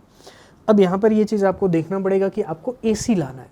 तो अगर ए सी लाना है तो आप बी सी को रिमूव करेंगे, क्योंकि ए सी और ए बी को आपको क्या करना है, रिटेन रखना है। ओके, तो इस तरह से आप इस क्वेश्चन को कर सकते हैं। तो आइए बच्चों नेक्स्ट क्वेश्चन पे चलते हैं, दैट इज क्वेश्चन नंबर 5। तो in question 4 point C is called the mid point. तो डेफिनेटली अगर वो इक्वल डिस्टेंस फॉलो कर रहे हैं तो वहाँ पर क्या होगा, वो मिड पॉइंट हो जाएगा। Prove that every line segment has only one and only one mid point. तो every line segment has one and only one mid point. तो बच्चों ये आपको क्या करना है, प्रूफ करना है। तो बच्चों अभी आपने देखा कि A C is equal to क्या आया था, आपका हाफ ए बी आया था। ए सी इज इक्वल टू क्या आया था प्रीवियस क्वेश्चन में, जो सी पॉइंट था आपका बीच में ए एंड बी के मिड में वो चीज़ हमने वहाँ पे प्रूफ की थी। तो A C is equal to हमारा क्या आया था, हाफ ए बी आया था, ठीक है। तो बच्चों इसको अगेन हम कॉन्ट्राडिक्शन मेथड से करेंगे। तो ए हो गया, बी हो गया और यहाँ पर सी हो गया। अब मान लेते हैं कि कोई भी पॉइंट डी भी है जो इसका मिड पॉइंट है, तो इस तरह से उसको आप बना लोगे। तो ए हो गया, बी हो गया और ये क्या हो गया, डी हो गया। तो अकॉर्डिंग टू क्वेश्चन अगर हमने डी को लेट डी हमारा मिड पॉइंट है ए एंड बी का, ठीक है, तो मैं ये कह सकता हूँ कि जो हमारा ए डी होगा वो क्या होगा, हाफ ऑफ ए बी होगा। तो हाफ ऑफ ए बी से जब कंपेयर करेंगे तो ए सी इक्वल्स टू क्या आ जाएगा, ए डी आ जाएगा। तो A C is equal to A D का मतलब क्या है, सी एंड डी पॉइंट्स क्या है आपके, सेम ही है। तो ये चीज़ हम यहाँ से प्रूफ कर सकते हैं, one and only one mid point होने वाला है, क्योंकि अगर आपका A C is equal to A D है तो सी पॉइंट डी से कोइंसाइड करेगा, तो there can not be more than one mid point of any line segment. आइए स्टूडेंट्स, क्वेश्चन नंबर आपका जो 5.1 है उसका 6 क्वेश्चन नंबर हम लोग देखते हैं और इसमें आपको क्या करना है। तो बच्चों in figure 5.10 if A C is equal to B D, तो ए सी लेंथ बच्चों ये है और dear students B D length आपकी ये है।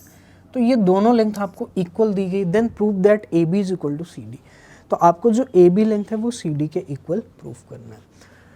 तो बच्चों आप मुझे बताइए जो ए सी लेंथ है आप उसको क्या लिख सकते हो, आप लिख सकते हो A B plus B C, क्योंकि जो ए सी लेंथ होगी A B plus B C, और बच्चों बी डी जो लेंथ होगी, अगर मैं बी डी की बात करता हूँ तो B C plus C D लिख सकता हूँ।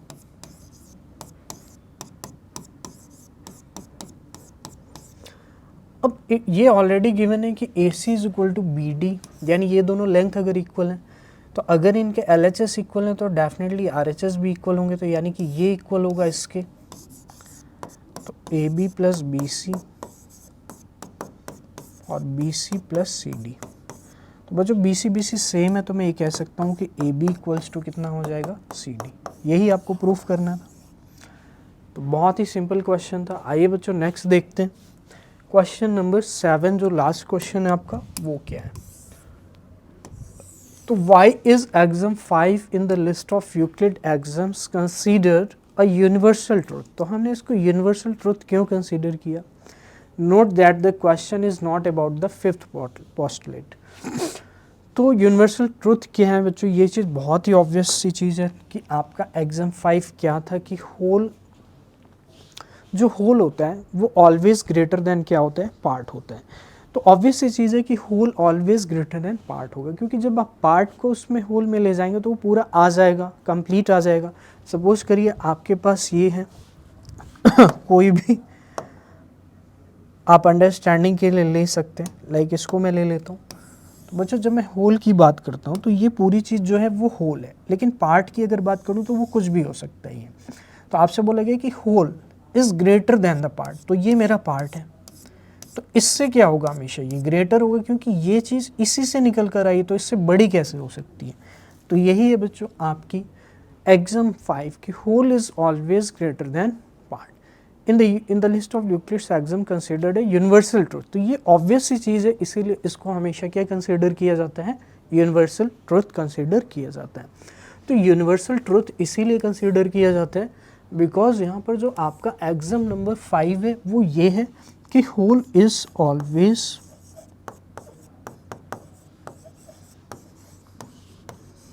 Greater than the part. तो ग्रेटर देन द पार्ट, तो बच्चों वहीं से निकल कर आया तो ऑब्वियसली वो चीज़ छोटी होगी, और जहाँ से निकल कर आया है वो चीज़ बड़ी होगी, और ये बहुत ही ऑब्वियस है, इसलिए इससे हम यूनिवर्सल ट्रुथ कंसीडर करते हैं। So students we have completed the your 5.1 exercise, और ये आपकी एक ही एक्सरसाइज है इस चैप्टर में। तो डेफिनेटली आई होप आप इस चीज़ को समझ पाए होंगे कि हमने कैसे यहाँ पर किया। तो बच्चों आपके लिए सबसे ज़्यादा इंपॉर्टेंट है एग्जाम पोस्टुलेट यूक्लिड की, और जो हमने यहाँ पर क्वेश्चंस किए। फिर इसके पहले अगर आपको थ्योरी पार्ट में दिक्कत है तो आप थ्योरी की वीडियो देख सकते हैं। ठीक है स्टूडेंट्स, तो ये हमारा 5th chapter Euclid geometry introduction to Euclid geometry finish हो जाता है। अब हम लोग मिलेंगे नेक्स्ट चैप्टर में students. Thank you so much. अगर आपको ये वीडियो अच्छी लगती है तो डेफिनेटली आप वीडियो को शेयर कीजिए, चैनल को सब्सक्राइब एंड वीडियो को लाइक कीजिए।